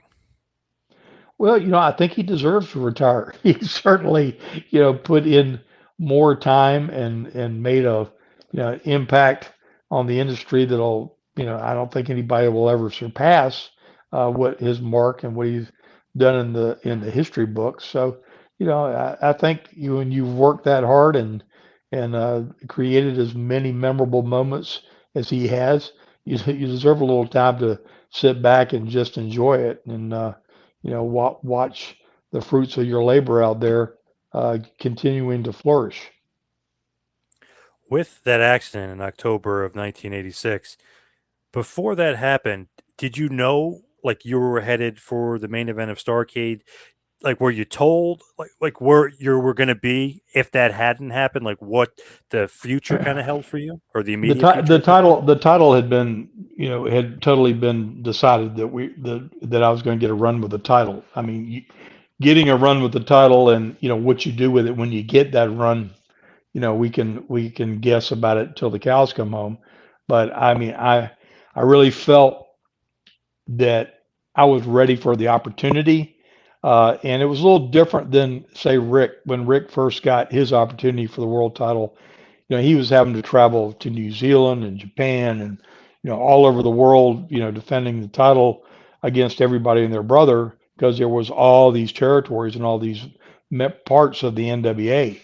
When I was being groomed to step in that role, there was really only two players in the world, and one was Jim Crockett, the other was Vince McMahon. So although I would have still had the responsibilities of that title, it would have been controlled much more strategically where I went and who I wrestled against and who I was representing, to the world, my capabilities by the Crockett's because the territories had ceased to be a power in, in what was going on as everything transitioned. So did they tell you like when though? Was it definitely going to be Starcade No, '86? they didn't say when, and the thing is the way Dusty and I was with Dusty every day, and saw his creative vision and the way things are happening, and everybody thinks, oh, it would have been Starcade, '86, and we could have done it in a house show. I mean, it was see the mega show pay-per-view thing hadn't blown to the ceiling. Flair and I might had a rematch in a Starcade where I would have defended it back against him, and we might have just rolled on TBS, one Saturday morning with me having unbuttoning my vest, and there it would be, and if you weren't in the arena, you wouldn't have seen it because it was still that kind of mentality back there that we controlled our own destiny and we didn't have to, we would control how the people perceived it and then change the narrative after the fact. But I don't know that it would have been the pay-per-view. It could have been it could have been before it or after it. To me, I'm always curious, like how it gets decided you're going to be champ. I mean, obviously you were super over. You look like $1 million. U.S. title. Then it should be the next phase would be the world title. But does that get decided by Dusty? Is it Jim Crockett Jr.? Is it Flair saying that he's going to like? How does that all get decided? Like that you're going to be the next champ or you're the next guy? Then at that time, the alliance was still in place. Okay, it was still a group of people that vote on it, and so I had gone to we'd had the NWA big meeting in Vegas that year, and they had me come speak at it and kind of getting folks approval and whatnot. And I think that was in the summer of '86, and I believe the Crockett's and Dusty flew me up to New York and took me out in New York and told me the decision had been made and what we were going to do. And again, we didn't talk about the where or the when. They had a different concept of the business, and it's comical to say now because obviously we can see what Rick's gone on to do, but they didn't want a 37-year-old champion. They wanted a 20-some-year-old champion, and they wanted that to be the marquee, the one that carried the load for the business as far as representing the Crockett promotion. That's what they wanted. They wanted that youth movement. They recognized Rick's undeniable talent in his abilities, but they were already looking at him as like a quote unquote like a Jack Nicholas type, you know, uh, character and being the golden bear. They one of them called him, in always being in the mix and all those things. But as we all can tell today, as Rick has wrestled, through 5 decades, nothing would have stopped him if they had done that and and things had gone well. And that would have been the question because at the time I was a babyface and there would have been no plan to turn me heel. And, aside from Hogan being champion, it's not historical for a babyface to carry the title for long periods of time. So I was, if you noticed, I was kind of a heel babyface kind of character anyway, in that, I knocked out the president of the NWA because he, irritated me over a comment about my mom. Yep. And I was fringing on that, what became the Attitude Era. So I would have probably, been a more aloof type character that I would have only had alliance with Dusty and nobody else, and I probably could have worked with different people as a result of that, and not quote unquote ever been a heel, but edgy enough that I could have gone out there and had a match with Ricky Morton or somebody like that, and had a something that stirred everybody's excitement up and say, "Ooh, that's different," and wouldn't have had to gone and nut shotted somebody or done something like that, but just the attitude of it could have carried that flavor. Did you like being the shade of gray a little bit? Because like the boss isn't the, eat your vitamins, say your prayers kind of guy. I mean, he was a little edgy, a little bit gray, a little bit like a old Western cowboy that's not going to, listen to the sheriff in town, like that Yeah, kind of because character. my heroes were Clint Eastwood and John Wayne and Charles Bronson, and they were always that edgy kind of character. They weren't just singing zippity doo dah and skipping around, just like yeah, I mean, and there's place for that. There's baby faces that can be that, but that wasn't, as I developed this persona and this character and then was honing it and just really, just starting to test the things that I could do. I was more and more comfortable in that fighting, brawling, scowl on my face kind of mode, and I just it's a crying shame because I just started that program with Jimmy Garvin and Precious, and Jimmy is one of one of the best workers you'd ever want to be in the ring with. So and he could talk. I mean, he could talk and make himself likable, even though you wanted to kill him at the same time, because he was just that entertaining. And Patty was perfect, one with him. And I could just imagine, what he and I could have done, had I snagged that title off of Flair, and the program I could have had with him could have been just absolutely insane, and never even got to really test the waters on that to see where it could have gone. But that was my last match, was with Jimmy in a lumberjack match in Greenville, South Carolina. So it almost seems like he was the build up to Flair, but that wasn't said though. That just was assumed by everyone. Yeah, and that's and that was part of the reason. It was a twofold thing. So the series with Nikita was, for me, in my mind, was my graduation test. So I'm in a program with a big, rough, rugged, intense, believable heel who who his credibility was, not even in question, but his experience was, not that long in the business.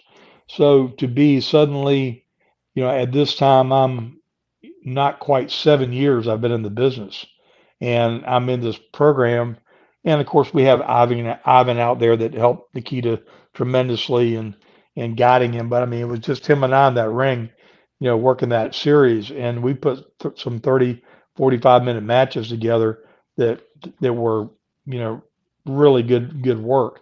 And for me, that was my, yeah, I can. If I got to general it and it's on me, and I'm giving somebody that wants it bad, I can go out there and have a great match.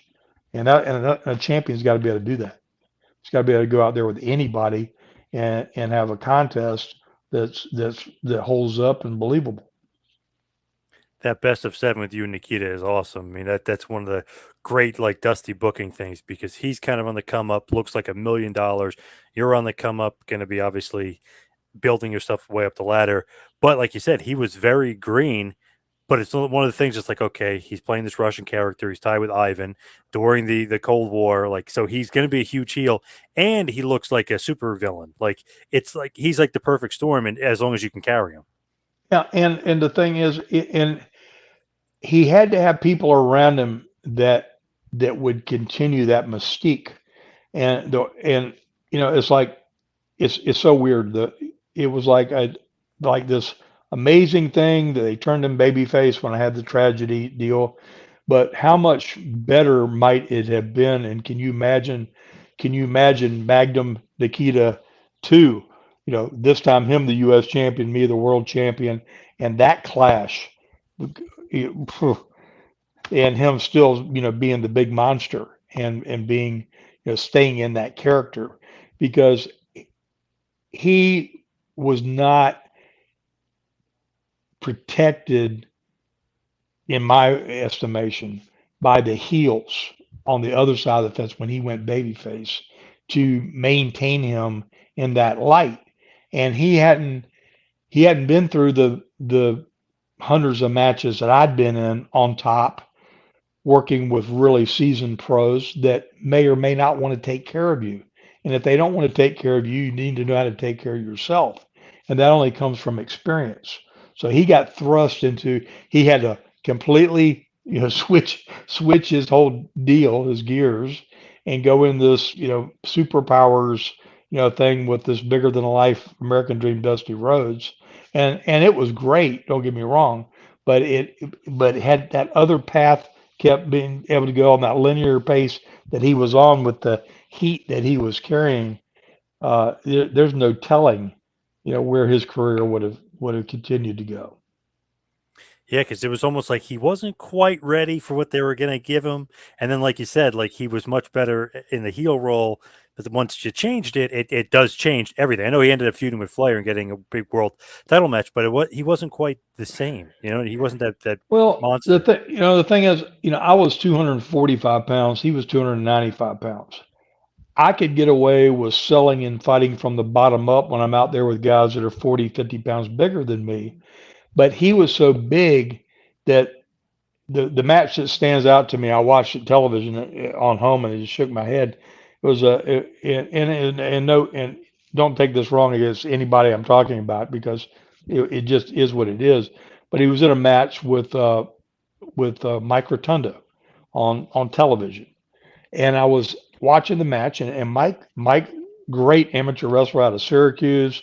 I mean, great hand, experienced, everything. He was in the varsity club, of course, and I don't know whether it was for the world television title or what it was, but I just looked and I said, that doesn't even look like the same guy I worked with. It doesn't even. I mean, if I just squinted my eyes and was watching this match, I would never know who that was. And they changed his in-ring, you know, air so much in being a babyface that it was just it was wasted to me because again, to me, it was that moment was great, but it would also have been great to see him go back and switch back heel and turn around and say, Tolata and drop an elbow on Dusty and put the boots to him. I mean, because he was just a great heel. I mean, just the press conference with my mom where we were there and Ivan was there at the signing and I ended up going across the table. I mean, my mom wasn't smart to the business and she sold that thing like I had just been jumped by two thugs and she didn't have a clue what to do to help. Yeah. Yes. Definitely. Oh, so she wasn't smart up at all. You never Not at told her. all. Wow. None. Yeah. So we got a great reaction out of her. Did they tell you not to smarten her up for that reason? Well, it wasn't that. It was just a different time. We kayfabed. It was different. We protected the business. Didn't we didn't talk about that stuff. And and my whole family, my grandparents and uncles and just cousins and just so many people that were fans before I got into business and then I'm in the business, you had to protect that code of honor that had gone on, back to George Hackenschmidt and those guys. Did you ever smarten her up? Oh, I did, of course. Okay. All right. I Yeah, was gonna say yeah. because she probably still hated, Nikita or hated him. No, Yeah. no, no, no. She, after the accident and I was out of the scene and all that stuff, she certainly was aware of, that it was a business. And I think she was thankful that, yeah, because I think there was a lot of nights that she watched me come out looking a lot the worse for wear that she wasn't sure how long I was going to be able to do that. Right. Yeah. The thing is, like with you, it's funny. Like before, you mentioned like with Flair, like okay, you're supposed to feud Flair, but I can't believe that they thought at 37 like he was too old. Like that's just crazy to me because I know in Kevin Sullivan, my buddies with him, he always says like through the 90s they were talking about how old Flair was, but I can't believe in the mid 80s they were saying that because my God, 87, 88, 89 might be his best year ever with Steamboat and Terry Funk. It's like, wow, why are they thinking he's too old? He's like Kevin always says, he's Dracula. He's not too old. He's just gonna keep wrestling and being great.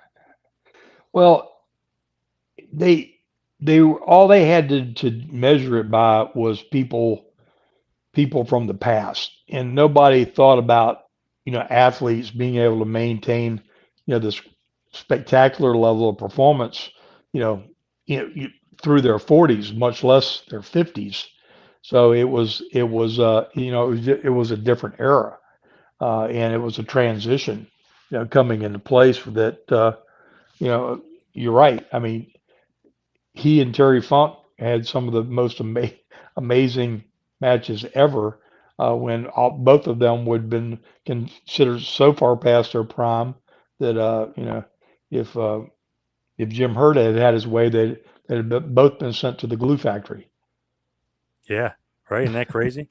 And you had Yeah, Flair Steamboat, which was maybe the greatest wrestling feud of all time in '89. So I mean, he wasn't old, and then what's he 41 at that point? 44D, I guess. So I mean, so that's crazy too. Even think we wouldn't have gotten that if they had their way. yeah. So fitness, nutrition, modern science, whatever you want to call it, just things have have lended athletes to be able to go, far past what was a prime. I mean, you look at George Foreman coming out of retirement like he did, and the noise he made in the pro boxing world. So, there's been a lot of athletes that have been able to have a career way past what was traditionally considered, you know, okay. Because even in my head, I didn't want to be out there bouncing around past, I really didn't want to do it past 30. I mean, and I was only 27, and I was already thinking, 30 years old, running around out there in your Speedos, acting like Superman is it might be a little egotistical. I don't know. I would still wanted to be doing that. I had other things I wanted to do besides just wrestle. When you go back and you look at it, like I'm always amazed at you because it's like, wow, you're like not bitter at all. Obviously, very successful. I know you have a, I think you mentioned before, but I knew it anyway. But like the job you have is very intensive. You very successful. So I mean, it's like one of the things where not bitter at all, but you could have been. And the other side of the spectrum, Ole Anderson forever was like this bitter guy. You would think something, like something really bad happened to him. Like it's just weird to think about it. It's like, wow, Magnum's not bitter at all. Like, how do you kind of I don't know, like even me myself, if something like that happened, I'd be like, I could have been NWA world champ, or I could have been bitter, but you're not like that at all. Why is that?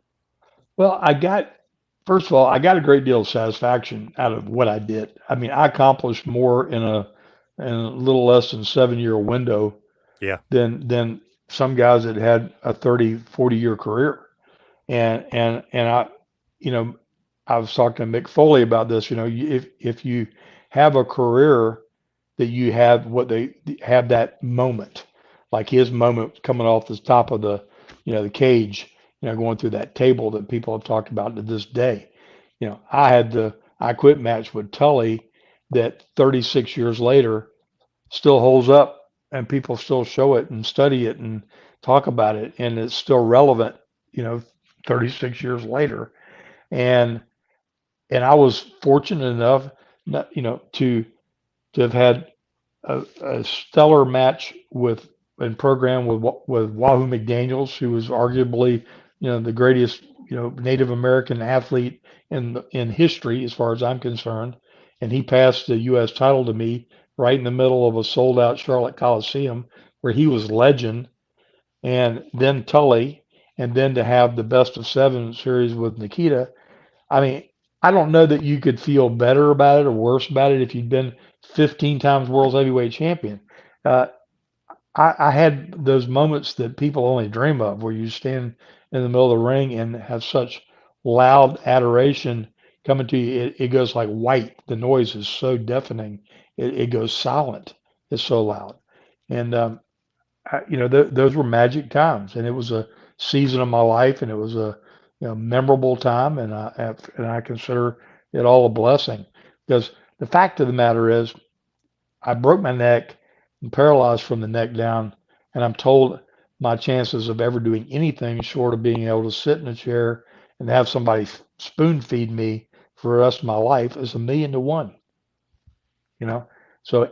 everything that came above and beyond that was such a huge accomplishment that I could understand, because I had to come back an inch at a time from nowhere. And I never took any of that for granted. So I'm a man of faith, and I really had to test that faith during that time, because when the rubber meets the asphalt, you're going to find out if you're just a lot of talk, or if you can implement those things that you've said and all those flowery words or not. And it sustained me, and I wanted to be a good example to people, just not to give up in so many challenges of life. And that really is the reason why initially I did the things I did on television. I came back, worked a little bit as a manager or on the side, did color commentating, did some things. And it really wasn't because it was satisfying to me, because I'll tell you right now, it was not. Because being young and still, knowing you should be in your prime performing, there was very little personal gratification, satisfaction in that at all. But I wanted to be out there for people to see that I hadn't just crawled in some hole some pity pot somewhere, and that I still had a life, and I still had to find my way, and that I wasn't giving up, and I was gonna maybe not triumph the way others would view what a triumph would be. To some, anything short of coming back and reclaiming, what was, quote unquote, rightfully mine and had been predestined to happen. I count it all like this huge blessing because here's the fact. I've I've I've fathered 3 children and I've raised 4 additional outside of them. I've got amazing, amazing family. I got a wife that loves me, and I couldn't be where I'm at today and have done all those other things without having just a trail of travesty in my rearview mirror and regrets and time lost from family and things that were satisfying to me and applauded by possibly millions, but I could have lost my own soul in that process, and I'm really glad that I didn't. Yeah, it's amazing, like what you were able to accomplish. Because, like you said, million in one shot. Yeah, and sometimes ignorance is bliss. I was just hard headed enough that to me, he threw out like the gauntlet, the challenge. Oh, really? Like you've met me 5 minutes and you're telling me what I'm capable of or what the rest of my life's going to be like. And I'm thankful that I didn't have all that brain knowledge that he had because I understood how devastating what I had done to myself really was. I might not have just had the grit tenacity that it took just to fight my way out of intensive care for 30 days and then 4 more months of intensive, work in the hospital, overcoming blood clots and everything else. uh, you know, I mean, they didn't think I was going to make it for about the first couple of weeks, much less walk out ever. Man, scary stuff. So basically, it was it raining that night, like when the accident It, happened, it, or it was rain. It was raining cats and dogs. oh, was it? And the bottom line is I tell people, because everybody likes, say, oh well, they were saying was alcohol involved, this involved, and I said nothing was involved. Eh, the honest truth of the fact is I was driving too fast for the conditions. The car hydroplaned. Had it been going 15, 20 miles an hour slower, it wouldn't have happened. But I was just so accustomed, to living life in the fast lane and driving. I've driven millions of miles, literally, all over the country through horrible storms and everything else. And I just I wasn't taking that extra precaution and care that I probably ordinarily would have done because it was only a few minutes from my house. So I wasn't even, my mind was on autopilot like a horse heading to the barn. I was on a path I'd been on hundreds of times, and I was going to be there in just a few minutes, and boom, it just happened literally in the blink of an eye, and I never lost consciousness, and it was just the most surreal thing that I can remember much too vividly here, 36 years later, than than you would like. Right? Yeah, that's so scary. My God, you like you said, you're hard headed, you're tough, but man, just one of those things you just don't know what's going on. It's pretty scary. Yeah. I got to ask you about Tully, though. I know we're talking about some serious stuff, but let's talk about some happy stuff. What is the relationship like, or really, what was it like then? Because it seemed like there's got to be something there. Because you guys brawling, yes, there's been brawls before. There's been I quit matches and stuff, but I mean that's like the holy grail of them. You know what I mean? It seems like man, these two must really hate each other, like that kind of thing. Well, the thing, Tully and I met. I met after I'd been in the business 6 months, and I went to work for his dad, Joe Blanchard, in San Antonio. And we sat and talked. And of course, Tully, he was already a seasoned, veteran when I met him. And he told me what his desires were for the business, what he wanted to accomplish, and it was always he wanted to be the best heel, straight up, in the country and not not to be like the heel that secretly wanted to be the baby face and get the accolades of the people. He wanted to be the best, nastiest, most dastardly hated heel that he could possibly be. And I saw that intensity in him then, and he saw something in me back then, even though I'd only been 6 months in the business. And so when I left left his dad and went down to Florida, and the next time Tully and I see each other is 3 years later. And in that 3 years, I've gone through a huge metamorphosis because I've been under the tutelage of Eddie Graham for a year and a half, and Dusty, and then Bill Watts and Superstar Bill Dundee, Ernie Ladd, the Midnight Express, the Butch Reed, Mr. Wrestling 2, all these people that had a hand on helping me develop this character. So as I come into to Crockett Promotions, he sees this intense version of a babyface that's equally as intense as he is as a heel, and he saw dollar signs immediately. I mean, his wheels were spinning right from the get go. How can I get he and I involved in something? So, on the heels of winning the U.S. title from Flair, and then subsequently, not that long after, Tully having Baby Doll come down dressed as a police officer, hand him a roll of quarters, and knock me out cold to win the title from me in Charlotte, North Carolina, where I just won it a couple months before from Wahoo. The heat was intense from the beginning, and every match we had was just it was a Pier 6 brawl. It was just a fight. People knew we hated each other, and they knew when they saw us, in a match, it didn't matter where it was, 7 nights a week, we had that kind of match. And we did that for 8 solid months until we came back around to the I Quit match. So we just had, I mean, I could have wrestled him in my sleep. I mean, we had that chemistry. We were both in great shape. We could go 20, 30 minutes, like completely all out, hard as you could go. And it was just a joy. And, you don't have that kind of chemistry with, just anybody. It was a special time. And, he was the perfect foil for a very brash young, guy like Magnum was. Did you get along behind the scenes? I know obviously chemistry inside the scenes, but did you guys get along behind the scenes? We had a very, very much mutual goals and respect for each other. We didn't travel in the same circles. Back then, kayfabe was huge. So, heels and baby faces weren't ever really around each other.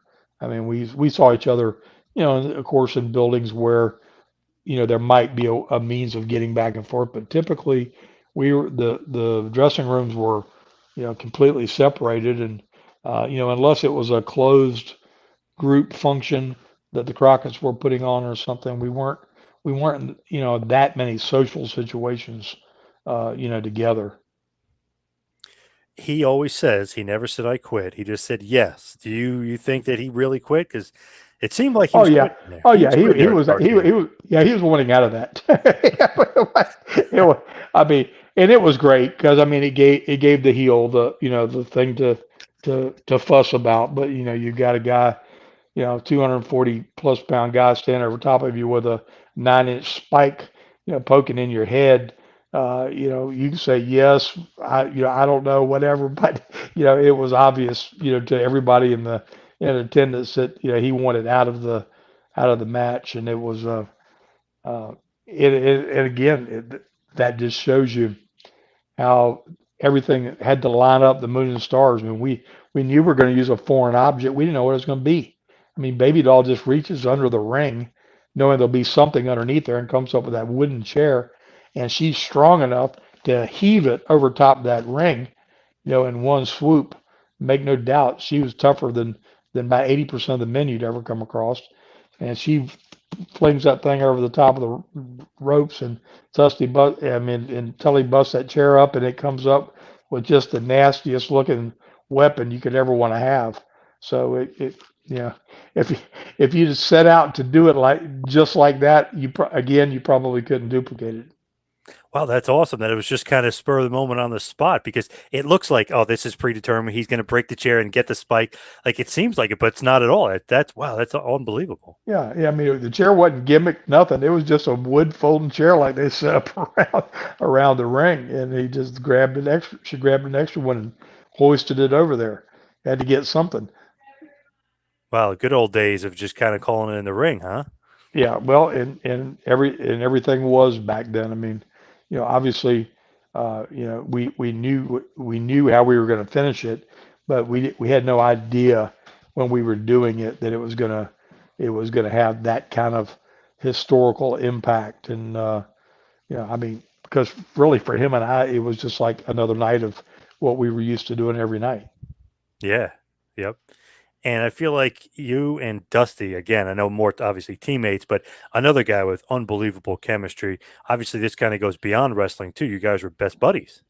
Yeah, we were, and we had struck up that friendship down in Florida when I worked for Championship Wrestling in Florida, and created a bond that was it was kind of like we were this connected big brother little brother kind of deal. And it's so ironic because when I when I went to Mid South to take on the role there and become Magnum TA, because that's where Magnum was born, uh, didn't know what that character really meant. Didn't know what it looked like, what he was going to do, anything other than that I had this great name that Andre the Giant had given me.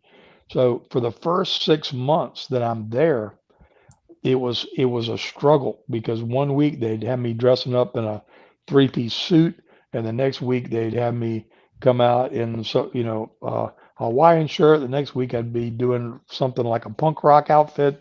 They really weren't sure what to do with me, and at the time Ernie Ladd was the booker. He's the one that had brought me in because Paul Orndorff had left, opened up the spot, and gone to work for the WWE. So I've been there 6 months, and Ernie comes up to me and says, "Kid, this just isn't working like we thought it was going to, and I think you ought to go back to Florida maybe for a little bit or something."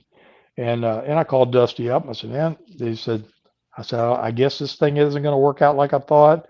And he said, "What do you think?" He said, "Well," he said, "I know you always like to ride motorcycles because I'd ridden motorcycles since I was 16 years old." And he said, "Go buy you a Harley and come down to Florida, bring it back to Florida, and we'll have you take that Harley and ride it into the towns, and we're going to make you the lone wolf Magnum TA, different vibe, different deal." So Jim Duggan takes me down, and we go to Baton Rouge Harley Davidson, buy this brand new Harley, buy this Harley Davidson jacket, and I'm wrestling in a little town outside of Baton Rouge. So I ride up into the town on the motorcycle, and everybody's humming. All the people are just like buzzing, like some whole different cat's pulled up. And I go in the dressing room wearing that leather jacket, and everybody like looking at me completely different than they had for 6 months. Same guy coming in the door, and so I felt the whole persona changing, and I was getting ready to, do my little time and get out of there and pack my bags and go to Florida. And Bill Watts sees me and says, "Oh, no, no, no, no, you're not going anywhere. I got big plans for you." And he brought Dundee in, whatever. But long story short, Dusty always had that vision of creating something big.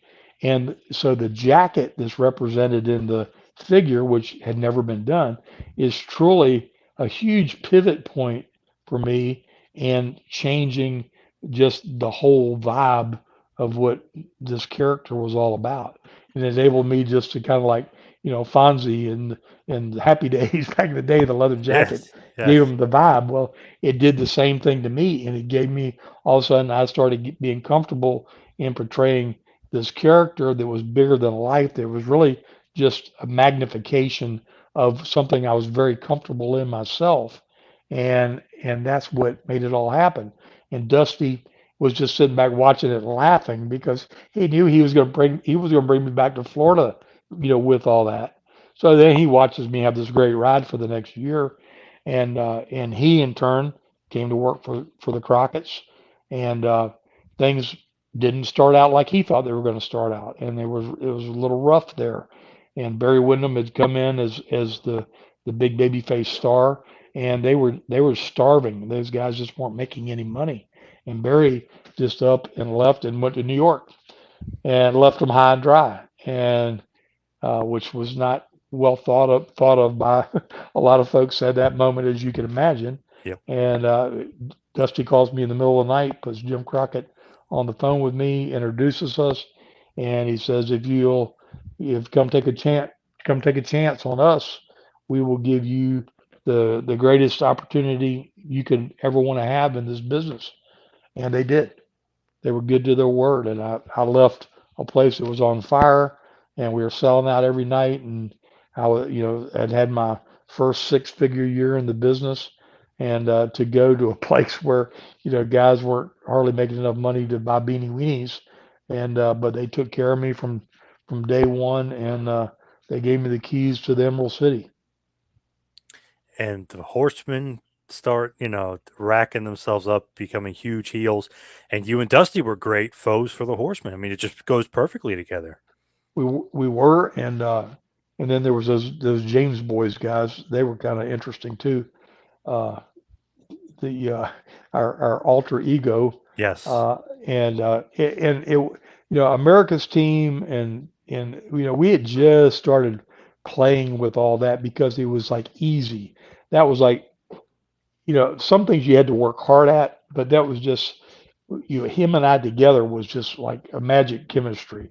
So I mean I could go in there and do the heavy lifting part of the batch, and he could sell like nobody's business, and between the two of us it was just a very unique combo, and again it was like my big brother kind of deal. That's where we came up with the Frank and Jesse from, because he was always Frank and I was always Jesse before we ever came up with the James Boys, and that was our little code word thing.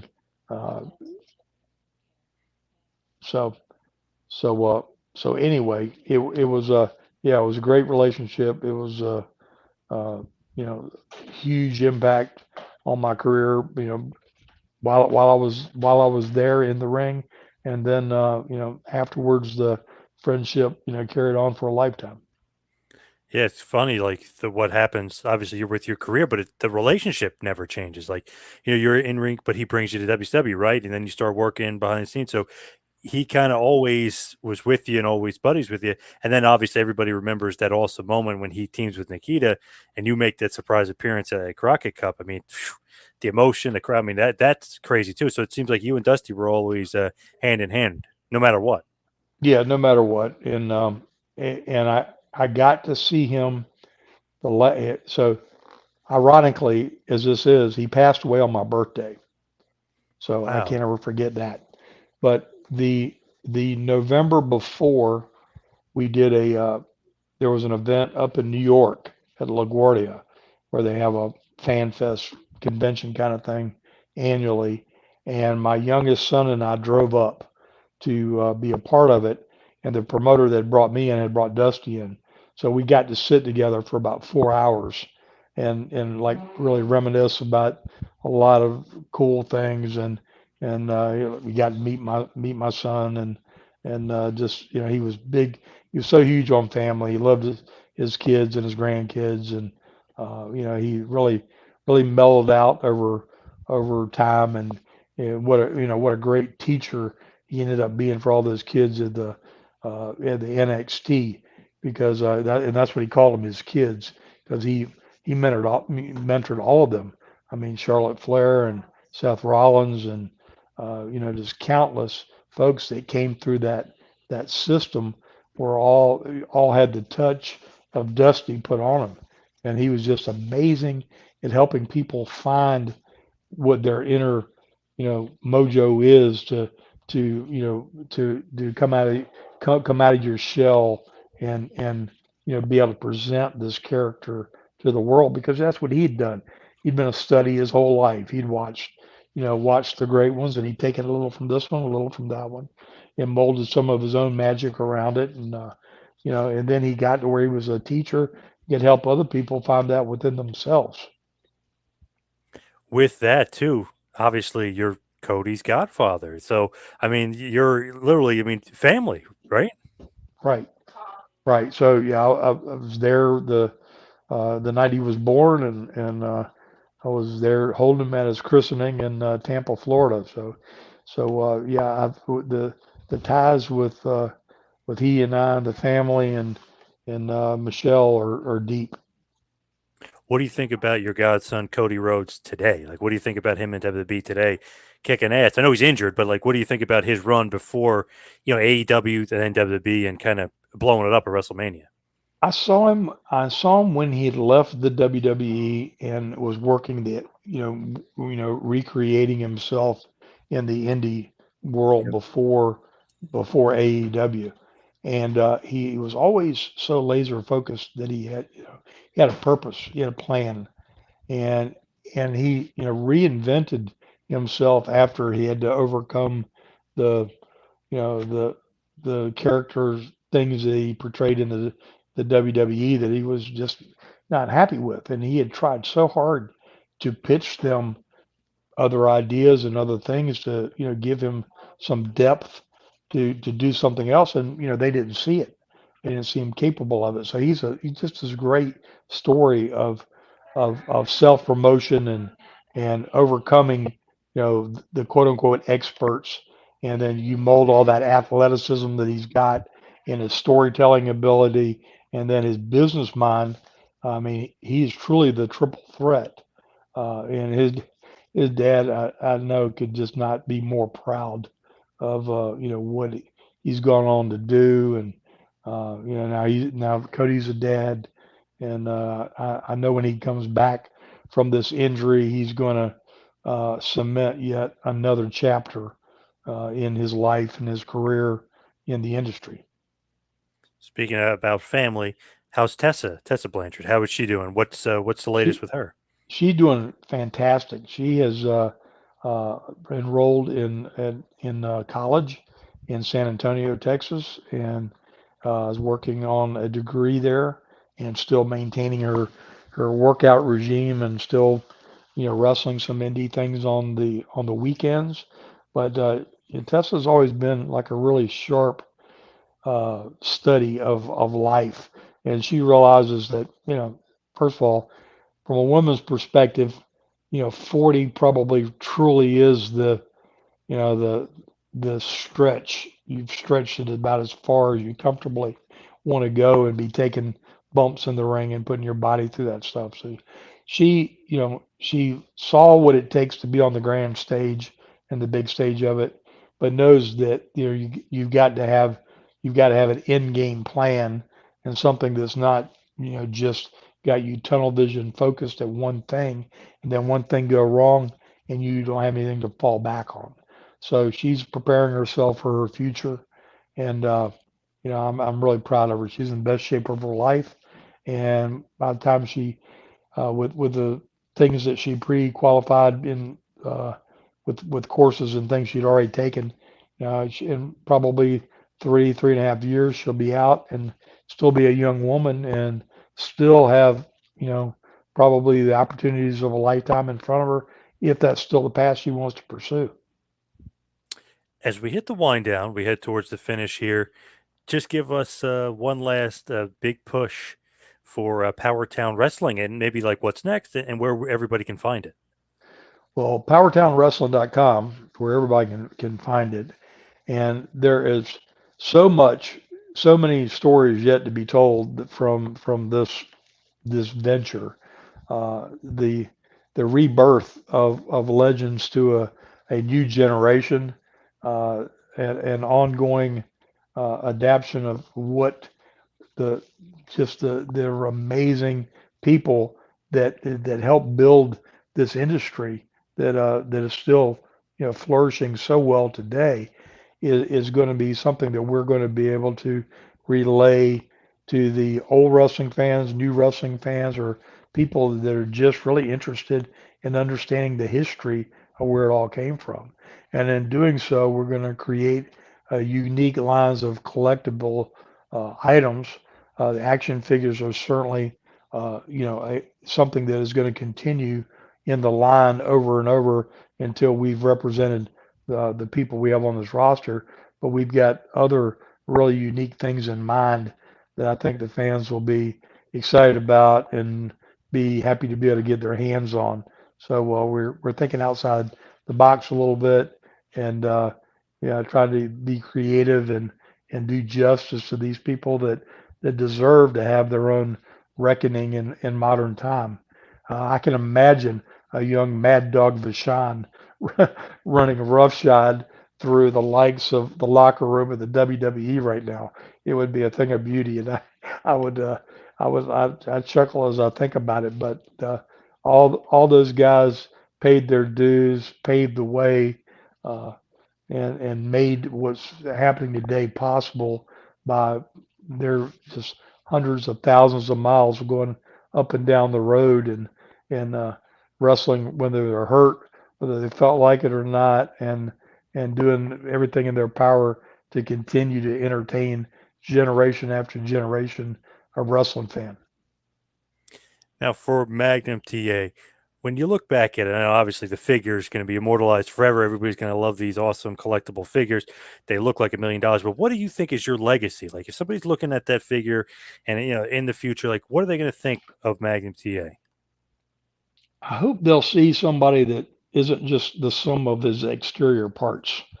Um, you can't measure somebody by the amount of weights they can press or the amount of dollars they've put in the bank. There's a grit that is an intangible that I've tried to be my motto my entire life to not not make excuses, but see things as challenges and embrace those challenges in a positive light.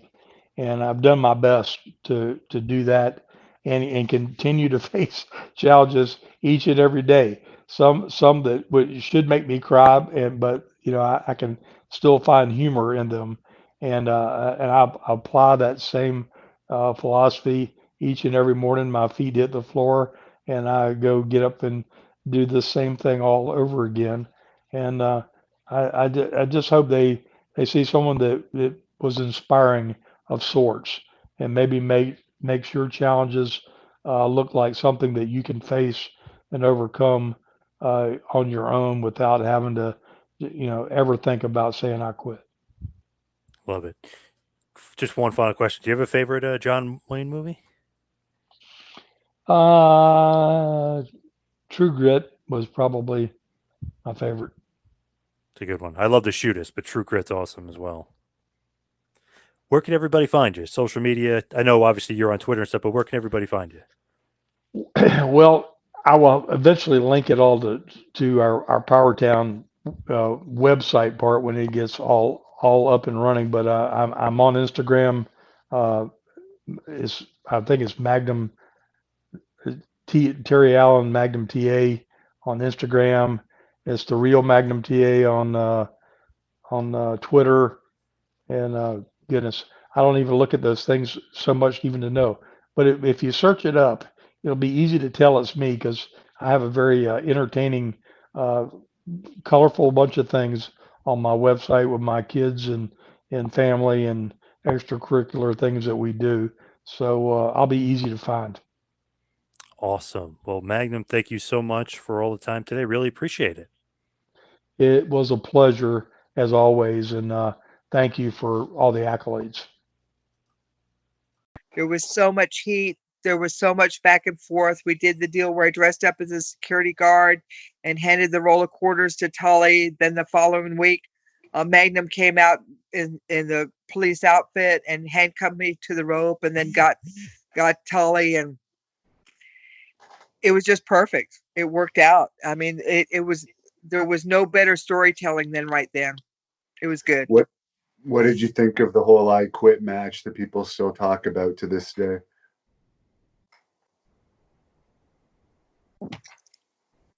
Perfect. I mean, if there was a perfect wrestling match, if there was a perfect build up to a whole scenario, to a whole angle, it was right then, because the whole match made sense. everybody had a part. Like if I wasn't in it, it wouldn't have mattered as much. If Tully had worked with anyone else, it wouldn't have worked. The heat that they had between the two of them, because they didn't like each other back then, in and out of the ring, the animosity that they had, they were each trying to be the best and be the star in Dusty's eyes, and just the everything just made sense. There's not a part of that match that goes, oh, they missed that, or that didn't make sense, or why did they do that.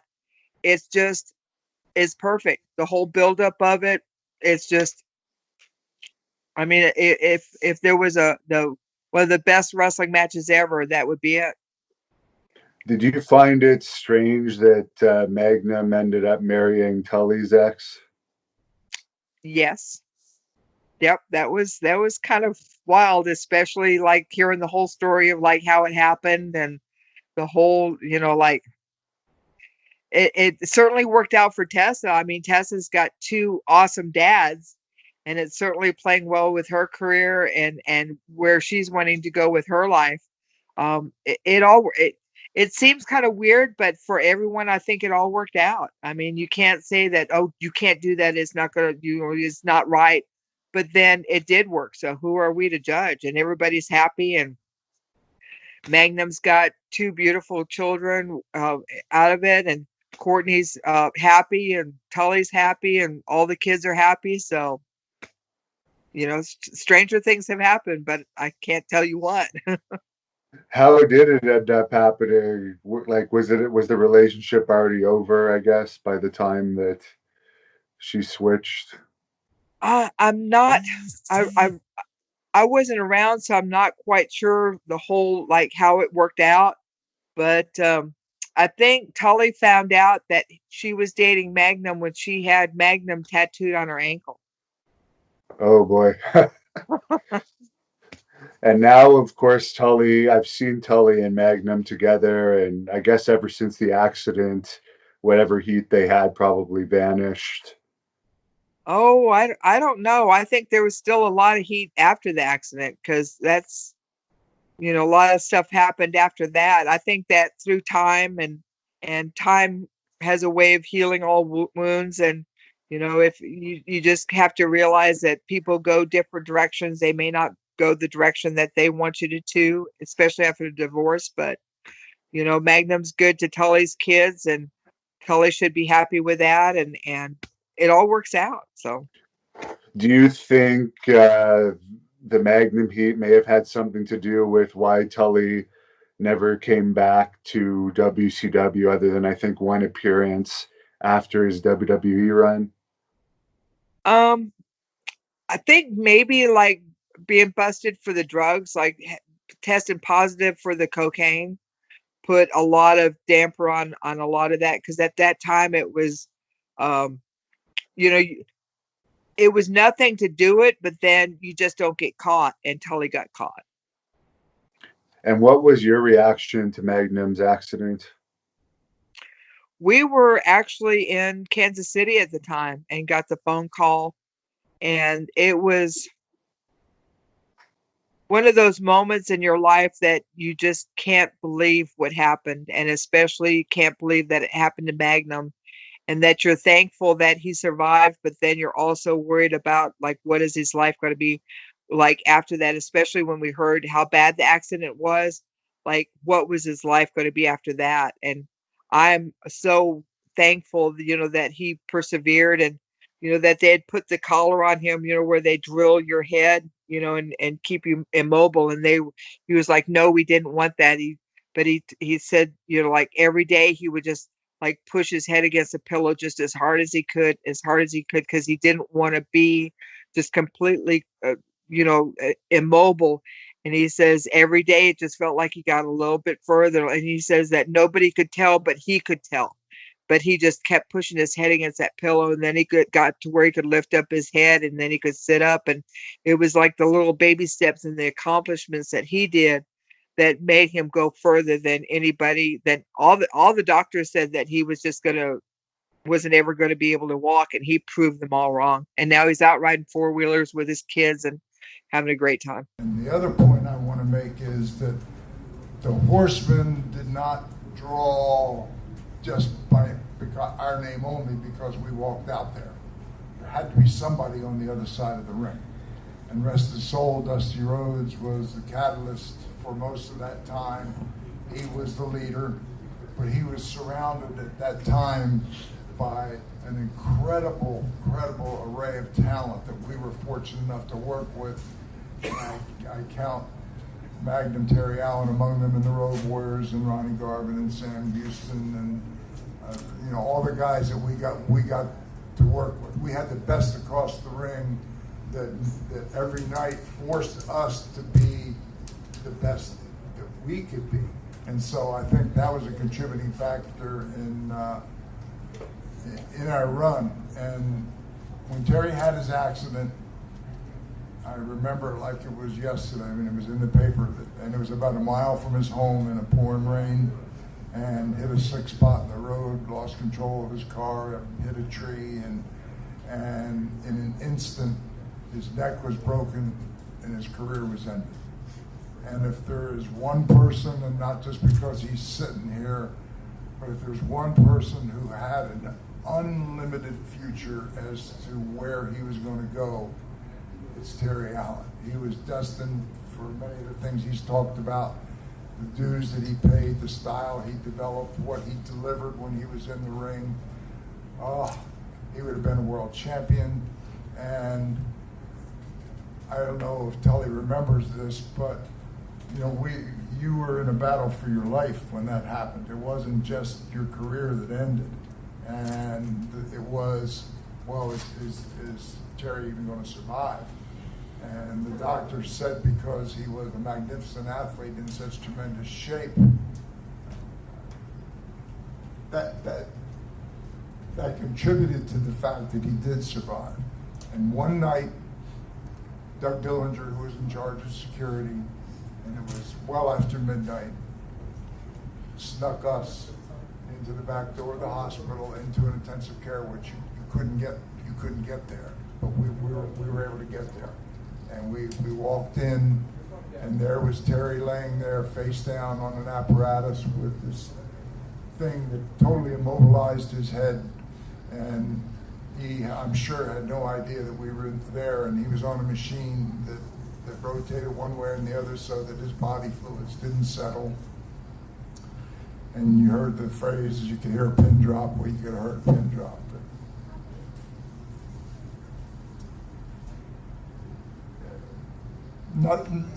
Nothing was said or needed to be said, because as we looked at him, praying that he recovered, it could have been one of us. Yeah, that was a tragic, I mean, all our lives changed. I woke up the next morning and the news, I mean, we just finished the 8-month program, and business is booming and everything is looking great, and one of our key players was gone just like that. It was crazy. And we didn't spend a lot of time thinking, as JJ said, but I mean, we all drove fast and we all had cars that could go fast, and it could have been any of us. And it was a day and a time and an era that you never forget. It marks your life. And I don't know if you people know it, but Terry, he fought back and eventually was able to walk independently, which he can do short distances now. And he told me the other day that when they invented this device that's sitting over there, it changed the quality of his life because it allowed him to have mobility. He's married. He and I have something in common, that we're both fathers of twins, and he gets around on that device, and you people may not know it, but it's heavy, it's cumbersome, and unfortunately he can't fly with it on an airplane. And when Kyle Klingman invited him to come here, knowing that you people would be delighted to see him, that it involved Terry, and he brought his family with him to get in a car and drive from his home all the way across the country, and it took a week to come to Waterloo to be here to see you people.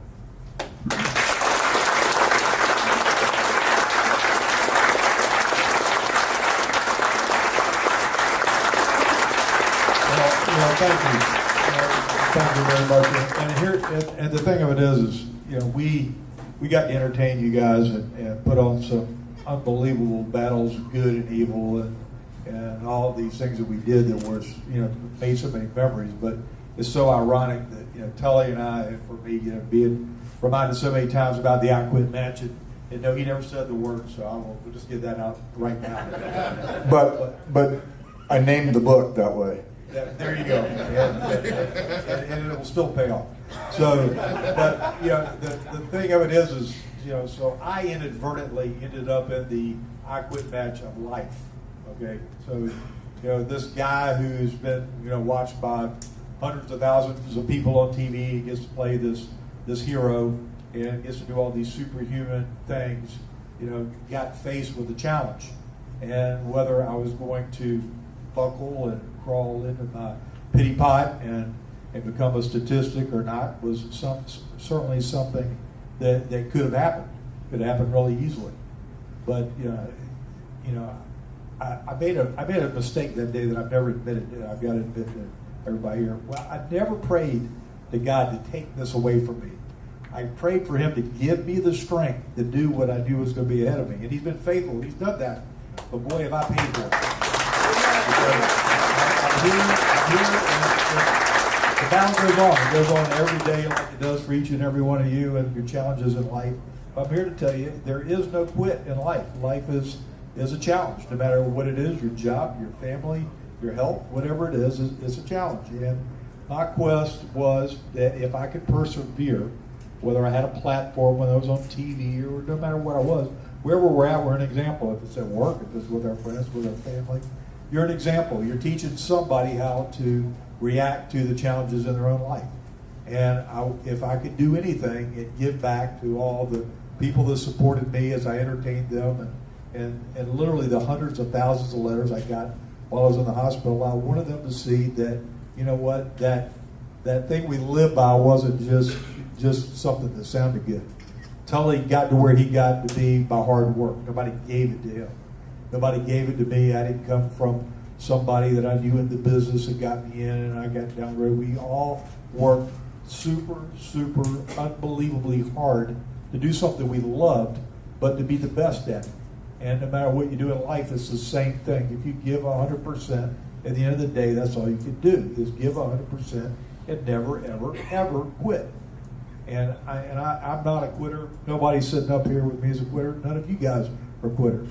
And I want that message to be out there. Through God, all things are possible, 100%. But you've got to move. You can't stay parked. You can't just say, "Oh, poor pitiful me." You got to get up and go for it each and every day. Bad knees, bad backs, bad pains. Oh, poor pitiful me. Go. Get up and move. Do what you can do. And maybe it's not go climb a mountain, and maybe it's not to be able to go run a 4-minute mile or go pinch somebody in 30 seconds.